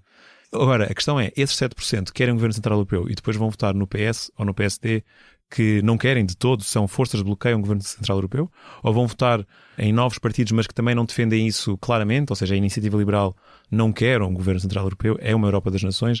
O LIVRE quer uma federação, mas não é um tema que esteja na sua prioridade. Eu costumo dizer que o LIVRE é um federalista no armário e o Volt é um federalista fora do armário, por isso, porque comunicamos isso sem medo, não temos medo dessa F-word, e portanto o sucesso do Volt tem a ver, ou o sucesso daquilo que o Volt representa, políticas baseadas em evidências, o federalismo, etc., depende do nível de conhecimento e do nível de coragem, digamos assim, do eleitor para defender essas prioridades em detrimento de outras e, com a representação eleitoral, com a representação no sistema político, começar a partir daí um debate e uma transformação rumo a essas agendas, porque eleger um partido é sempre trazer a sua agenda para o campo da primeira liga, digamos assim, do debate nacional que se faz sobre os assuntos políticos do país e da Europa. Excelente. Agora deixa de falar, viste? Olha, obrigado. Foi uma bela conversa. Desculpa ter sido um bocado chato às vezes. Não, isto é uma conversa fluida, é mesmo assim. É quando eu queria explorar melhor um tema. Mas foi uma bela conversa. Olha, obrigado por teres vindo. Sim, foi um prazer e até à próxima. Até à próxima. Foi muito chato algumas vezes. Não. Eu até gosto que me... Quando sou chato é porque estou a puxar por ti. É porque... Sim, eu até gosto que me... Ou seja, que não seja só uma conversa de estarem duas pessoas a concordar. Gosto. Este episódio foi editado por Hugo Oliveira. Ouça e veja outros podcasts em expresso.pt e veja como seguir o 45 graus em josemariapimentel.pt. Até ao próximo episódio.